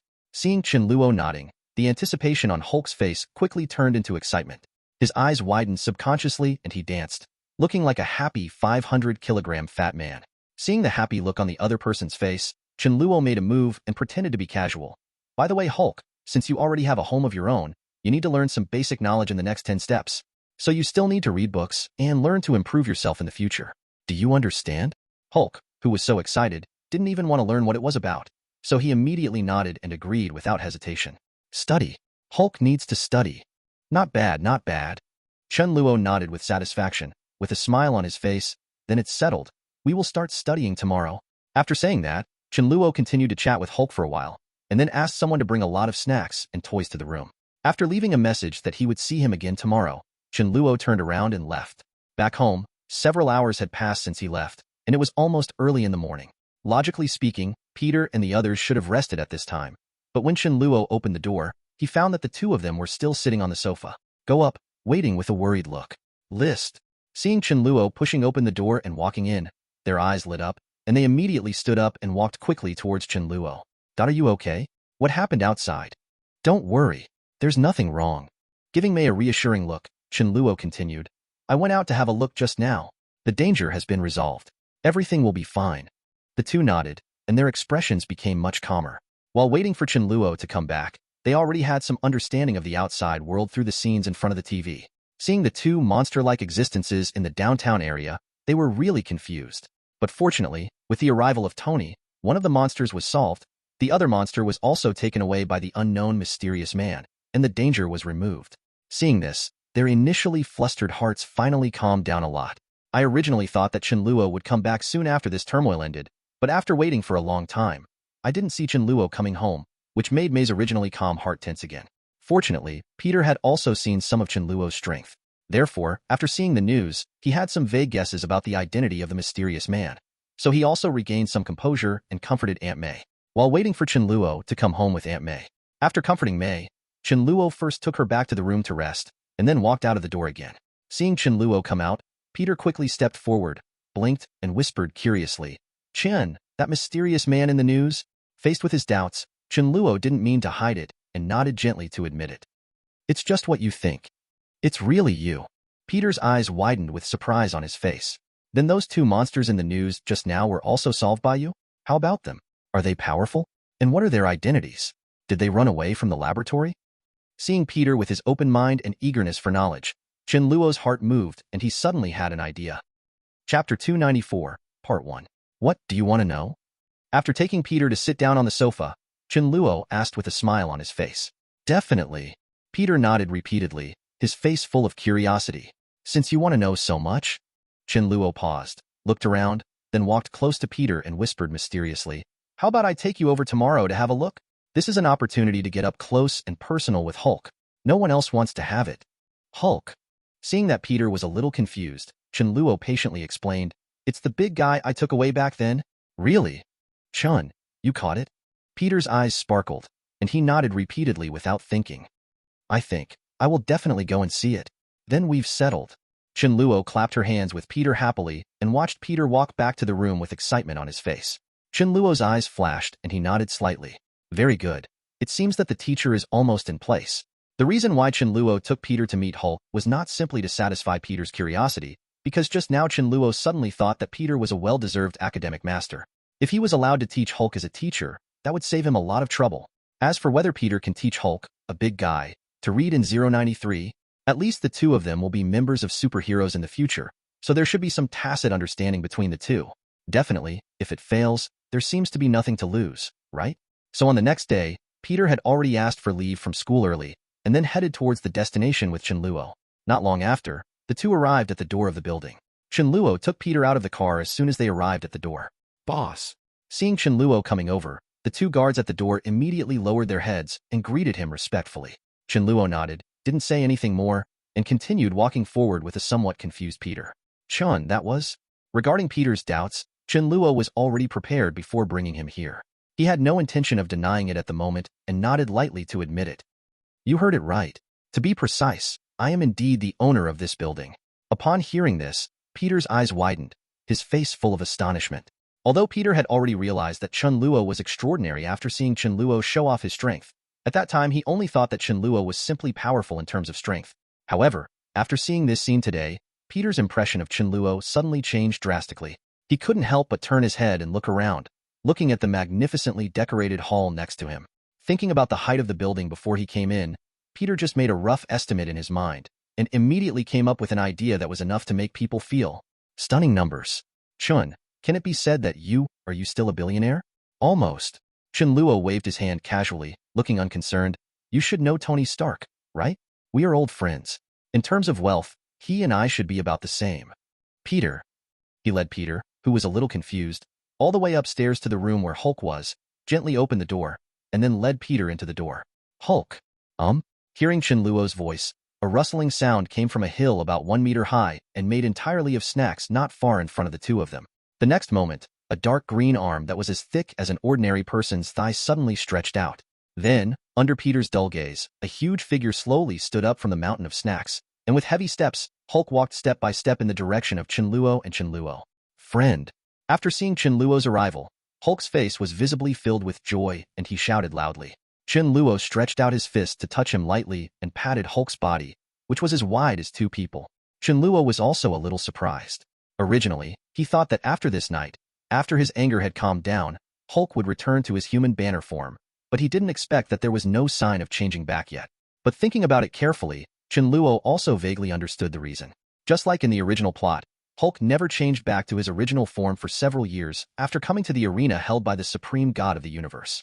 Thinking about Hulk's life in those years, maybe the reason why he didn't change back was because such a result occurred only due to his own strong will. In the past, whenever he appeared, he would either fight or run away. Hulk was definitely not willing to face this kind of life, so he retreated into Banner's body after solving trouble. But it's different now. With the large room provided by Chen Luo for him, everything from games to snacks were available. These had a huge amount of attraction for Hulk, who was still just like a child. In addition, Chen Luo was his only one. Friends, Hulk definitely doesn't want to go back. However, although Hulk looks normal now, there is still a risk of turning back into human form, so Chen Luo is still not careless at all. These thoughts flashed through his mind quickly. Chen Luo pointed to Peter beside him, smiled and said, "By the way, Hulk, let me introduce you. This is Peter, the teacher I introduced to you. From now on, I will leave it to him to help you with your studies." With that said, Chen Luo patted Peter, who still looked dull, and reminded him, "Peter, why don't you say hello to Hulk?" Peter woke up instantly and looked at the huge creature in front of him that was nearly 1 meter taller than him. He swallowed hard, forced himself to calm down, and stretched out his hand tremblingly, his voice as low as a mosquito. "Hello, my name is Peter." "Peter? Friend." Looking at Peter, and then at the smiling Chen Luo next to him, Hulk seemed to understand something. A hint of joy appeared on his face, and he stretched out his fist, pretending to fist bump with him. He learned this gesture while watching TV last night. According to the statement on the screen, as long as two people bump fists, they can be regarded as friends. So now after Hulk makes this gesture, it means that he has accepted someone in his heart. Definitely, without Chen Luo's introduction, Hulk would still be wary of other people. Now that he can easily recognize Peter as a friend, it shows what kind of position Chen Luo occupies in his heart. Feeling the kindness extended by Hulk, Peter's nervousness and fear gradually calmed down. He tried to exchange a few words with the other party. After seeing that Hulk did not show any aggression, Peter finally regained his composure. Chapter 295, Part 1. After calming down, he seemed to recall something and turned to look at Chen Luo with some confusion. "Chen, what did you just say? You asked me to teach Hulk how to read?" "Definitely." Chen Luo smiled and nodded, patting Peter's shoulder hard. "You are recognized as a top student, and I think Hulk also likes you. I think no one else can be promoted to this important position except you." "Like me?" The corners of Peter's mouth twitched slightly, and his eyes subconsciously moved in Hulk's direction. Hulk happened to look this way and grinned at him. Seeing Hulk smile, Peter shuddered subconsciously and looked at Chen Luo with bitter eyes. I think I still." Just when he was about to refuse, the next moment, a big dark green hand patted his shoulder, and then Hulk's low thunderous voice sounded. "Hulk loves to learn. Friend busy?" Although Hulk had controlled the force, Peter was still hurt by Hulk's power, and he couldn't help but put on a mask of pain on his face. I know, Hulk. I'll help you." Under Hulk's enthusiasm, Peter finally reluctantly bowed his head and agreed. In the evening, after staying at Hulk's house for most of the day, Chen Luo finally left with Peter and rushed home. When he got home, Chen Luo did not forget the promise he made to Peter yesterday and asked Peter to come and study with him while preparing dinner. Beside Chen Luo, Peter sighed while making moves. "Chen, I really didn't expect that Hulk would have such a personality." "Oh? What kind of character do you think he will be?" Chen Luo didn't look back. "Peter, when I saw the news last night, I thought Hulk would be what you say. Just like in the comics, like a supervillain, it would be impossible for ordinary people to be as good as he is today. But after actually getting along with him, I found that this doesn't seem to be the case." Speaking of this, Peter seemed to have remembered something, and he couldn't help but smile, and he couldn't hide the happiness in his eyes. "I feel like we should be friends now. It seems you guys get along really well." Chen Luo nodded, and then said, "You have also seen Hulk's character. In fact, he has only been born for a short period of time. In terms of age, he is indeed no different from a child now. As for what you saw on TV last night, there is actually another reason." He briefly explained the reason for the battle between Hulk and Abomination last night. So in the battle last night, Hulk chose to fight to save others. Hulk is like a blank piece of paper now and needs our proper guidance before his power can be used in the right way. After all, you don't want to see Hulk really become the supervillain you said in the future, right? Peter was silent. When he heard Chen Luo's words, for some reason, he suddenly felt a sense of responsibility in his heart. He thought that his teachings could affect Hulk's future. His motivation also became much more abundant. "I see." Nodding heavily, Peter looked serious. "I will teach him well. I will definitely be able to train Hulk into a real superhero in the future. Don't put too much pressure on yourself." Chen Luo comforted. "I'm still here. Peter, you just need to help Hulk read and study. We'll talk about the rest later. Now I'm going to give you a task. You must bring Hulk's knowledge level to the high school level in as short a time as possible. How about it? Do you have the confidence to do it?" "High school?" Peter looked embarrassed and hesitated. "But Hulk has just started now. It may take several years to reach the high school level. Don't worry about this." Chen Luo said confidently, "Hulk's IQ is very high. As long as he is willing to learn, he can reach a certain level in a short time. Although Hulk was just born not long ago, he was born out of Dr. Banner after all. The two share the same body, so he also has Banner's IQ to a certain extent. Even if it is not as good as the original, it is even only 1/10 of the original, are already beyond the level of most people. With an intellectual advantage, Chen Luo is confident that as long as Hulk is willing to learn, he will be able to achieve the set goals in a short time. What's more, the knowledge he needs to learn is not too advanced, and with the help of Peter, a top student, it won't take long to reach the standard of completing the task. At this thought, Chen Luo couldn't help but turn his head and gave Peter an encouraging look. Peter, it's up to you tomorrow night. Give it to me. Peter nodded vigorously. Please give me flowers. A night of silence. After school the next night, Peter had just returned home. After dinner, Chen Luo took him to the building. At the same time, he took out all the textbooks and papers he had prepared, put on his equipment, and Peter took a deep breath. He sighed and strode towards the gate of the building. After sending Peter here, Chen Luo did not follow him to disturb the two of them. He had already said hello to Mei, saying that he would send Peter home before going to bed at night. Mei did not ask any questions. What? After arranging all this, Chen Luo turned around again. Since he had already arranged this place, he did not stay here longer. He happened to have an appointment with Chen to go out for dinner tonight, so he quickly disappeared into the night. Building interior. In the room where Hulk is. Looking at the pile of textbooks that Peter brought, Hulk curiously picked up one of them and flipped through it. Zero, however, when he saw the page full of mysterious symbols in the book, Hulk suddenly felt slightly dizzy. Okay, Hulk. He pulled out one of the textbooks and handed it over. Peter patted Hulk's arm familiarly, with a smile on his face and said softly, Now, let's start the first lesson, Hulk. After looking at Peter and then at the textbook in his hand, Hulk subconsciously scratched his head and his face wrinkled.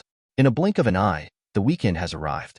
After about 5 days of studying on this night, after enduring such a long period of torture, Hulk finally couldn't hold himself back anymore, and with a look of rage on his face, he tore the textbook in his hand into pieces, and huge amounts of roaring sounded.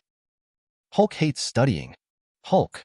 Hearing this, Peter raised his head, already used to this, and said solemnly, This is what you promised back then, so you can't go back on it easily. Hulk doesn't want to study. Now it was Hulk's turn to put on a mask of pain on his face, shaking his head constantly, with resistance written all over his face. Be obedient. Peter had no choice but to play the role of a parent and comforted softly. As long as you read well, I will let Chen give it to you tomorrow. Before he could finish speaking, Hulk, who was tortured by these textbooks, had no intention of listening anymore. He closed his eyes and instantly fell into silence, as his consciousness took the initiative to fall into deep sleep at the same time. Another consciousness in Hulk's body finally slowly woke up. Chapter 296, Part 1. Hulk, you. Seeing Hulk closing his eyes, Peter wanted to say something. However, the next moment, when he saw the changes in Hulk's body, his eyes widened subconsciously, and his face was full of surprise. How is this going? Under Peter's gaze, he saw that Hulk's originally huge body was gradually starting to shrink, and finally returned to the file size of an ordinary person. The dark green skin also slowly faded away. Finally, when the change was over, what appeared in front of Peter's eyes was the same one he had before. A figure that has never been seen before. He stood there blankly for a long time. Finally, when he came to his senses, his brain was running rapidly for a moment. Suddenly, he seemed to have thought of something, and his eyes suddenly lit up. Is it possible? A thought flashed through his mind, and then, without any hesitation, Peter immediately took out his mobile phone and started to contact Chen Luo from 953. On the other end of the phone, after hearing Peter's narration, Chen Luo nodded and indicated that he would return as quickly as possible before hanging up the phone. What? Is there something going on at home? Opposite Chen Luo, who was wearing a steel battle suit with his legs crossed, Tony, who was sitting on the sofa, was holding a screwdriver and repairing his battle suit, and asked curiously, It's nothing. Chen Luo smiled. You should still remember the big guy I took away that night, right? Huh. Tony paused, raised his head, thought for a moment, and suddenly realized, You mean that big guy named Hulk? The black braised egg came to see me 2 days ago, and he also told me this issue. I heard that the big guy is Dr. Banner's transformed state. Is this true? Wanna know? Chen Luo raised his eyebrows. He happens to be over there right now. What do you think? Do you want to go over and have a look? Sounds interesting. Tony smiled and nodded. I'll just go with you. Then it's decided. Chen Luo stood up. You change your clothes first, and I'll take you over to have a look later. Give me a minute. Without saying a word, Tony immediately stood up and walked towards the studio. 5 minutes later, the room where Hulk is. Banner, who had returned to human form at this moment, still showed no tendency to wake up. Just as Peter was waiting anxiously, the next moment, there was a sudden fluctuation in the air, and then 2 figures appeared in front of Peter in an instant. List. Seeing the person coming, Peter's face lit up and he was about to speak. However, when he saw the figure next to Chen Luo, Peter paused, subconsciously opened his eyes wide, and blurted out, Tony Stark? Oh, it looks like you know me? Tony walked forward, looked Peter up and down, and patted him on the shoulder gently. Your name is Peter, right? I heard Chen mentioned you, and I heard that you are a genius. How about it? After you graduate in a few years, are you interested in working here? The treatment I receive here is very good. When Chen Luo heard this, he rolled his eyes helplessly, pulled the guy aside, and said dissatisfiedly, Tony, you'd better stay here. With that said, Chen Luo turned to look at Peter. Peter, leave him alone. What you want to do in the future depends on you. Speaking of this, Chen Luo winked at him, with a mysterious smile on his face. Maybe you can be like us in the future, and you may become a superhero? Me? Peter pointed to himself, and then waved his hands quickly. I can't be. I'm just an ordinary person. How can I become a superhero? What's so hard about this? Tony on the side jumped out again, poked Chen Luo's chest with the tip of his elbow, and said, if you want to get the power of Superman, wouldn't it be better to find this guy, Chen? Just let him bite you, and you can become Superman. A vampire. Vampire? Peter's eyes widened, and he subconsciously looked at Chen Luo. Huh. Seeing Peter's reaction, Tony was stunned and turned to look behind him. Why? You haven't told this kid yet, have you? What's the use of talking about this now? Chen Luo rolled his eyes. You said it anyway, didn't you? Ahem. Tony smiled awkwardly, rolled his eyes, and quickly made up for it. That's it. If you don't want to become a vampire, Peter, then you can come to me. As long as you want to become a superhero, I will give it to you then. You make a unique battle suit. Being bombarded by these two pieces of blockbuster news, Peter's eyes were a little dull, and he subconsciously looked at Chen Luo. Even though he was surprised by Chen Luo's true identity, Peter still trusted Chen Luo deeply when he thought about their past experiences together. Chen Luo smiled and nodded. Although Tony is usually a bit unreliable, what he said this time is not wrong. If you need help with anything in the future and I'm not here, just go find this guy. He will help you. Tony said nothing and nodded slightly. Hearing Chen Luo's words and seeing Tony's actions, Peter was shocked, and he suddenly had a deeper understanding of the relationship between the two. Thank you, Mr. Stark, I understand. Don't be so out of touch with me. Tony smiled and patted his shoulder. Just call me Uncle Tony from now on. Uncle Tony. Peter changed his words decisively. Good boy. Then several people chatted for a while, and finally, they remembered the serious business of their trip. So, this is the big guy? Looking at the man who was lying on the bed with his eyes closed tightly, Tony raised his eyebrows, dragged the glasses on the bridge of his nose, and whispered, JRVIS, make sure, this man is light. Searching. Search completed. The identity of the 5.9 counterparty has been determined. His name is Bruce Banner, a physicist, graduated from the University of California, Columbia University. After hearing the information from JRVIS, Tony nodded and looked at the other party with wonder in his eyes. Now it's confirmed, it's indeed Dr. Banner. But I really didn't expect that the big guy before turned out to be Dr. Banner. How did he do it? Is it possible that, like the captain, he was injected with some kind of super soldier serum? Shouldn't we just ask him about this? Chen Luo's voice sounded. As his words fell, the next moment, under the gazes of Tony and Tony, Banner, who was still in a coma, suddenly moved his fingers, his eyelids moved slightly, and then he slowly opened his eyes. Chapter 297, Part 1. Where am I? His vision gradually became clearer, and Banner covered his head, feeling a little confused. After a while, when the dizziness dissipated, Banner finally saw the surrounding scene clearly. When he saw Chen Luo and three people standing next to him, Banner was stunned for a moment. He didn't know what he was thinking of. His face suddenly became extremely wary, and he said in a deep voice, Who are you? Why am I here? Don't worry, Dr. Banner. You're safe here. Chen Luo spoke first, but you may have to stay here for a while if you need our help. What do you mean? Banner frowned, his eyes still wary. So, you want to keep me here? Chen Luo shook his head. To be precise, we want to keep the big guy in your body here. What did you say? Banner was shocked and tried to support his body. His voice suddenly became louder. Do you know how dangerous the monster inside me is? You can't let him out rashly, otherwise you may be in danger. Facing Banner's worries, Chen Luo's face remained calm. Dr. Banner, I think you have some misunderstandings. Perhaps you have been asleep for a long time, so you may have forgotten that when the monster you hated was raging in New York, Hulk came out to stop it. At least until now, I have never seen Hulk hurt anyone else. Behavior. I think if you can communicate well with Hulk, you will understand that Hulk is not as scary as he seems. As long as you give him the right guidance, you may become friends.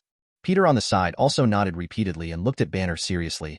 Mr. Banner, Hulk's personality is actually like that of a child. If he did something that you couldn't accept in the past, it was probably because he was frightened. Such an action. He is usually very obedient. Perhaps you don't know. I've been teaching him to read and study recently, and now Hulk can already do simple addition and subtraction. Hearing this, Banner's face suddenly became extremely stunned, and he looked at Peter in disbelief. Are you serious? Hulk can read? Maybe you don't believe it, but this is selling. Chen Luo nodded slightly, pondered for a moment, and then spoke again. Banner, I hope you can cooperate with this matter. If Hulk's knowledge reserve can reach a certain level, then maybe? Speaking of this, Chen Luo paused and looked at Banner with a confused look. Maybe there is a chance for you and Hulk to truly separate. Banner suddenly stood up and looked over with excitement. Are you telling the truth? Is it really possible for me to escape this monster? Correction. His name is Hulk. Chen Luo said first, and then said, I do have a certain degree of certainty about this, so if you want to separate from Hulk and return to normal life in the future, this period of time is the best time for you. It's better to live here. At least here, you don't have to worry about your safety anymore. As long as I'm here, no one can take you away. I can guarantee this. Tony finally spoke and pointed in the direction of Chen Luo, his face full of confidence. If even this guy can't protect you, then I can't find any other place in this world that can guarantee your safety. Hearing Tony's words, Banner looked over subconsciously. It was only then that he noticed Tony's presence next to Chen Luo. Looking at Tony's familiar face, Banner seemed to have remembered something, and couldn't help but show a look of surprise on his face. Are you Tony Stark, the Iron Man? Definitely. Tony raised his eyebrows and glanced at Chen Luo, his eyes full of contentment. Ignoring the proud look on his face, Chen Luo looked at Banner seriously. Since you also know Tony's identity, you should also understand that now you have no other choice except here. If you choose to leave, you should understand what you will face. Hearing this, Banner's expression instantly became solemn. He definitely understood what Chen Luo meant. Ever since he was exposed to gamma rays and gained the ability to transform into the Hulk, Banner has been hunted by General Ross. Although his girlfriend is the daughter of General Ross, this relationship has not affected Ross's preference for him. Ever since he learned about Hulk's ability, he has always wanted to catch Hulk in the laboratory and conduct a thorough investigation. Research. Once he learns of his whereabouts again, there is no doubt that he will still have to flee. Instead of doing this, it would be a good choice to find such a place for him to settle down. Moreover, the most important point is that based on what Chen Luo and Peter said just now, Banner also has some new ideas about the monster in his body. Now he also wants to see what Chen Luo and Peter are talking about. Not real. Whether it is to learn more about Hulk, or to truly separate from Hulk and return to a normal life, he has no reason to leave here. As soon as I thought about it, I made a decision immediately. I see. Nodding slightly, Banner looked at Chen Luo. I will stay here for a while. So what do you need me to do? Seeing that Banner finally agreed, Chen Luo was relieved. As long as Banner was willing to stay and cooperate with them, he could supervise Hulk's learning progress to meet the task standards as quickly as possible and get rewards. As for how to use this reward to separate the two, Chen Luo already had an idea in mind. Banner, Tony, I have something to ask you for a favor now. Chen Luo said, if you want to separate from Hulk, Banner, then you must find a new body for you. 583-inch. So you mean cloning? Tony immediately understood what Chen Luo meant. His eyes flashed, and he spoke. That's right. Chen Luo nodded. I have a way to separate Banner's soul, but the soul also needs a body to carry it. Otherwise, turning to look at Banner, Chen Luo joked, Banner, if it is a robot, there is no need to clone it. Do you want to live in it and have a look? I still like the body I have now. Banner shook his head with a wry smile and looked down at his hands, his eyes a little complicated. If he could, how could he want to leave his body? But the genes of this body have been completely changed. As long as he enters an angry state, cells exclusive to Hulk will appear. So to a certain extent, this body has been marked with Hulk's mark. Even if anyone wants to leave this body, it can only be him. It's not like he didn't think about killing Hulk completely before, but he tried various methods but couldn't do it. In the end, an existence like hatred was born. Seeing such a result, he felt completely gave up the idea of killing Hulk. Now if you want to be free, the only way left is to recreate a body as Chen Luo said. I understand. I'll give it a try. Chapter 298, Part 1. Banner nodded heavily, his eyes full of determination. Although there is no knowledge about biology in his 7 doctorate degrees, he is not completely without foundation. With his IQ, Banner is confident that as long as he is given a certain amount of time, he can also reach the top level in biology. Then it's settled. Chen Luo nodded, then his face became solemn. If you need anything, just ask me. You don't need to worry about funding. But correspondingly, Dr. Banner, you can only control your body during the day. At night, I hope you can release Hulk. Don't keep him locked there. Doing so will only make Hulk become more and more manic.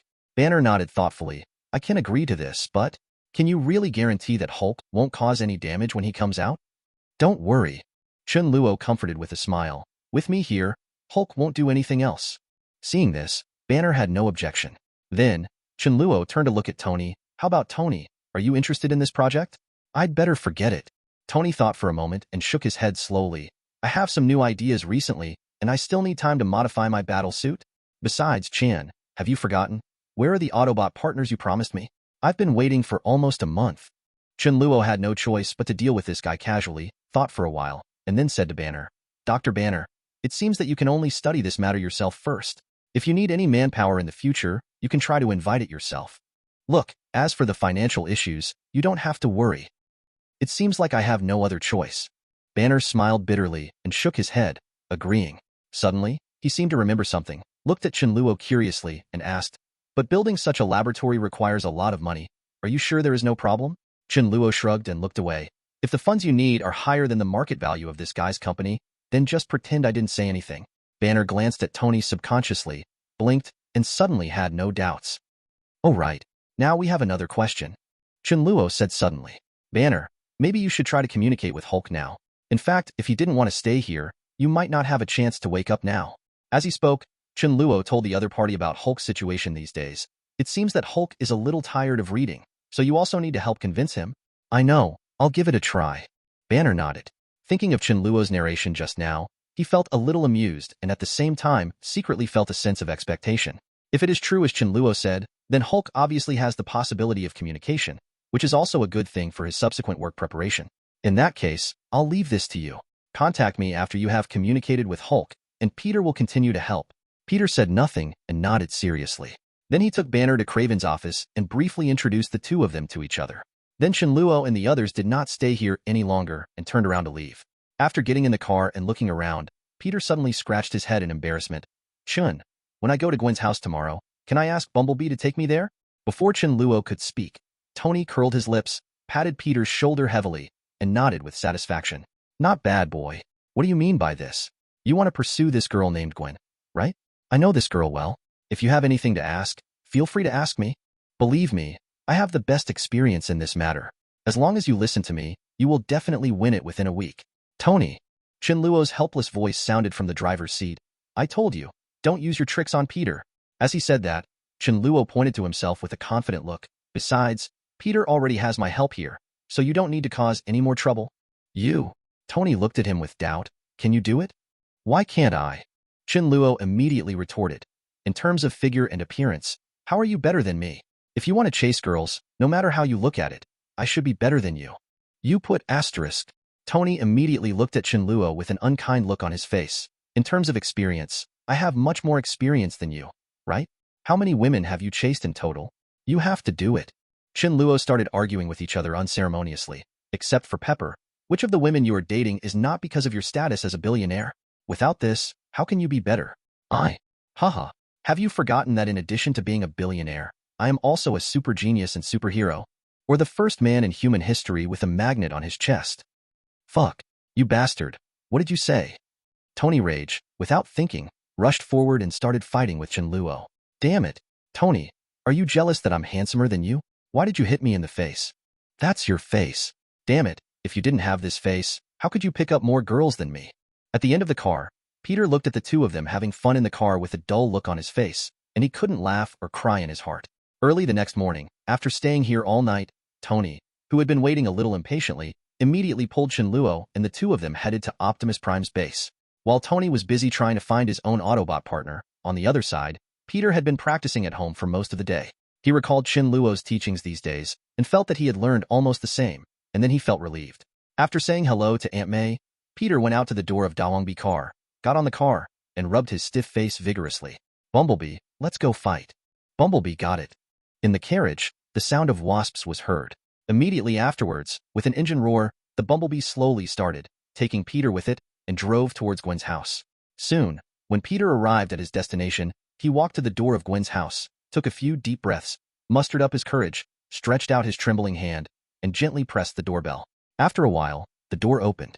However, what was different from Peter's imagination was that what appeared in front of him at this moment was indeed a face full of darkness. With his tall figure, a mature and determined face, and a vague resemblance to Gwen, Peter's heart suddenly skipped a beat, and he suddenly had a bad feeling in his heart. Boy, are you Peter? Finally, The man spoke slowly. Chapter 299, Part 1. Hearing this, Peter came back to his senses instantly and said quickly, "Hello, sir. I am Peter Parker. This time I am here. You don't have to tell me this." The man waved his hand and interrupted, "Gwen has told me all this." Having said this, the man paused and stared straight at Peter with a hint of menace in his eyes. "You're here to help Gwen study, right? Boy, you'd better have no other purpose. Otherwise—" "Dad." Gwen's voice suddenly came from behind the man. "What are you talking about?" Gwen pushed the man aside hard, looked at Peter with some embarrassment, and whispered, "Peter, you are here. Come in quickly." "Oda." "Ouch." Peter's mind went blank. He nodded blankly and followed Gwen into the room. "Let's go read a book first." With the excuse of asking Peter to help, under George's death gaze, Gwen blushed slightly and took Peter to her room. After closing the door, Gwen looked at Peter with some embarrassment and whispered, "I'm so sorry, Peter. My father had a date with my mother tonight, but my mother seemed to have other things at work, so when my father arrived, I'll be back after get off work." Dad came back a little too suddenly. "I originally planned to call you to tell you, but before I had time, you were already here." 003 Peter scratched his head in embarrassment. His eyes unconsciously turned to the door behind him and whispered, "Then let's, tonight, just follow the normal plan." Gwen thought for a while and then said, "It just so happens that Dad is planning to cook now. After dinner, we can start again." Now that Gwen's father was at home, Peter no longer had any thoughts of showing off, so he nodded lightly and agreed. Later, Peter was in Gwen's room, and the two of them read together for about an hour. Boom, boom, boom. "Gwen, come out to eat." "I know, Dad," Gwen whispered back, then turned to look at Peter. "Let's go." "Oh, good." Peter came back to his senses, responded bravely, opened the door with Gwen, and walked toward the living room. Sitting at the dining table, George sat in the main seat, staring in the direction of Peter, and didn't speak for a long time.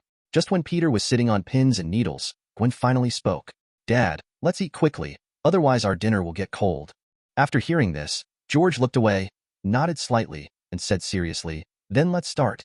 As if he had received an amnesty, Peter picked up his knife and fork and launched an attack on the plate of pasta in front of him. As soon as the noodles entered his mouth, Peter's movements froze, and a mask of pain suddenly appeared on his face. "It tastes terrible." After a week of teaching from Chen Luo, Peter now has some knowledge about cooking, so he already tasted this plate of pasta as soon as he took it into his mouth. The cooking time of the noodles was too short, so now he is confused. It was a bit stiff, and he couldn't chew it for a long time. In addition, no condiments were added, and the ketchup had just been taken out of the refrigerator, and it still tasted like freezing. The taste of the resulting pasta is really hard to describe. Peter, who was used to Chen Luo's cooking, couldn't accept this, so he just swallowed the noodles in his mouth.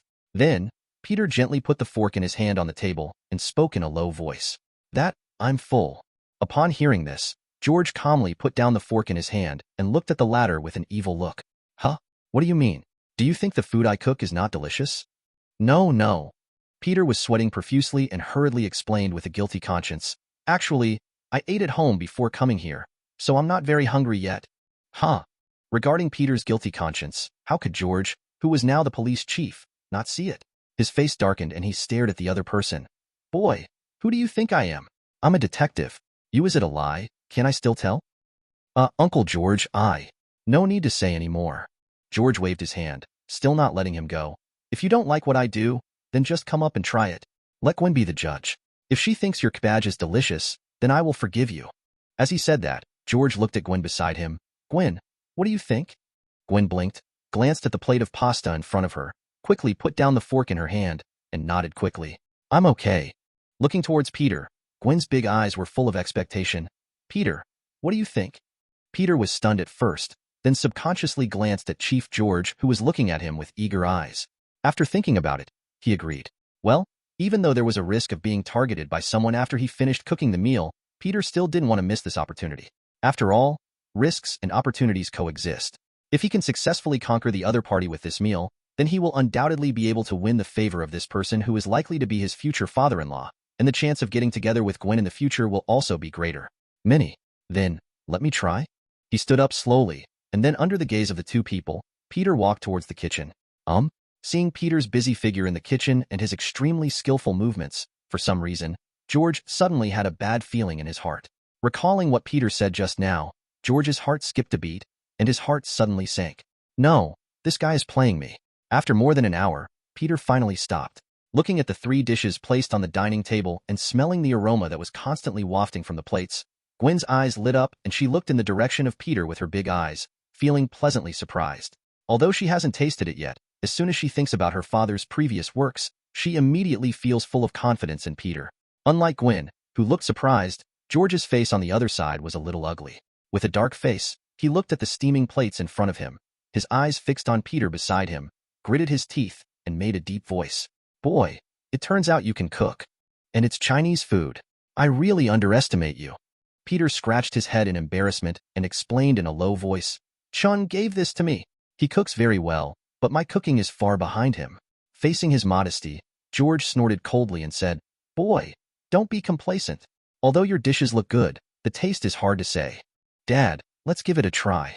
Looking at her father, Gwen rolled her eyes and quickly spoke to help. George nodded and looked at Gwen with some inexplicable meaning. Gwen, as a referee, you must be fair and fair. Yeah. Gwen nodded, then eagerly picked up the spoon and scooped out the plate of tomatoes and scrambled eggs in front of her. He put the spoon into his mouth and tasted it carefully. Suddenly, Gwen's eyes lit up. She narrowed her eyes and couldn't help but nod her head. Seeing this, George frowned and took a sip into his mouth with some disbelief. Immediately afterwards, his face suddenly froze in place. Chapter 300, Part 1. Around 9 o'clock at night. At the door of Gwen's house, looking at Peter who was about to leave, although George's expression was not good, he was much better than at the beginning. Boy, Peter, be careful on the road. Peter was stunned and quickly started to say thanks. Thank you, Uncle George, I will pay attention to it. Then he smiled and waved goodbye to Gwen beside him, and then Peter turned and left. Watching Peter get on the bumblebee and leave, an inexplicable light flashed in George's eyes. Gwen. Looking back, George asked curiously, what does Peter do at home? Do you know? Gwen came back to her senses and rolled her eyes at her father. Dad, you don't doubt what kind of business Peter's family is doing, do you? I think you are overly worried. Shaking her head, Gwen's eyes were full of confidence. Peter has a very good character. I think if he has such a character, his family will not be bad people. Gwen.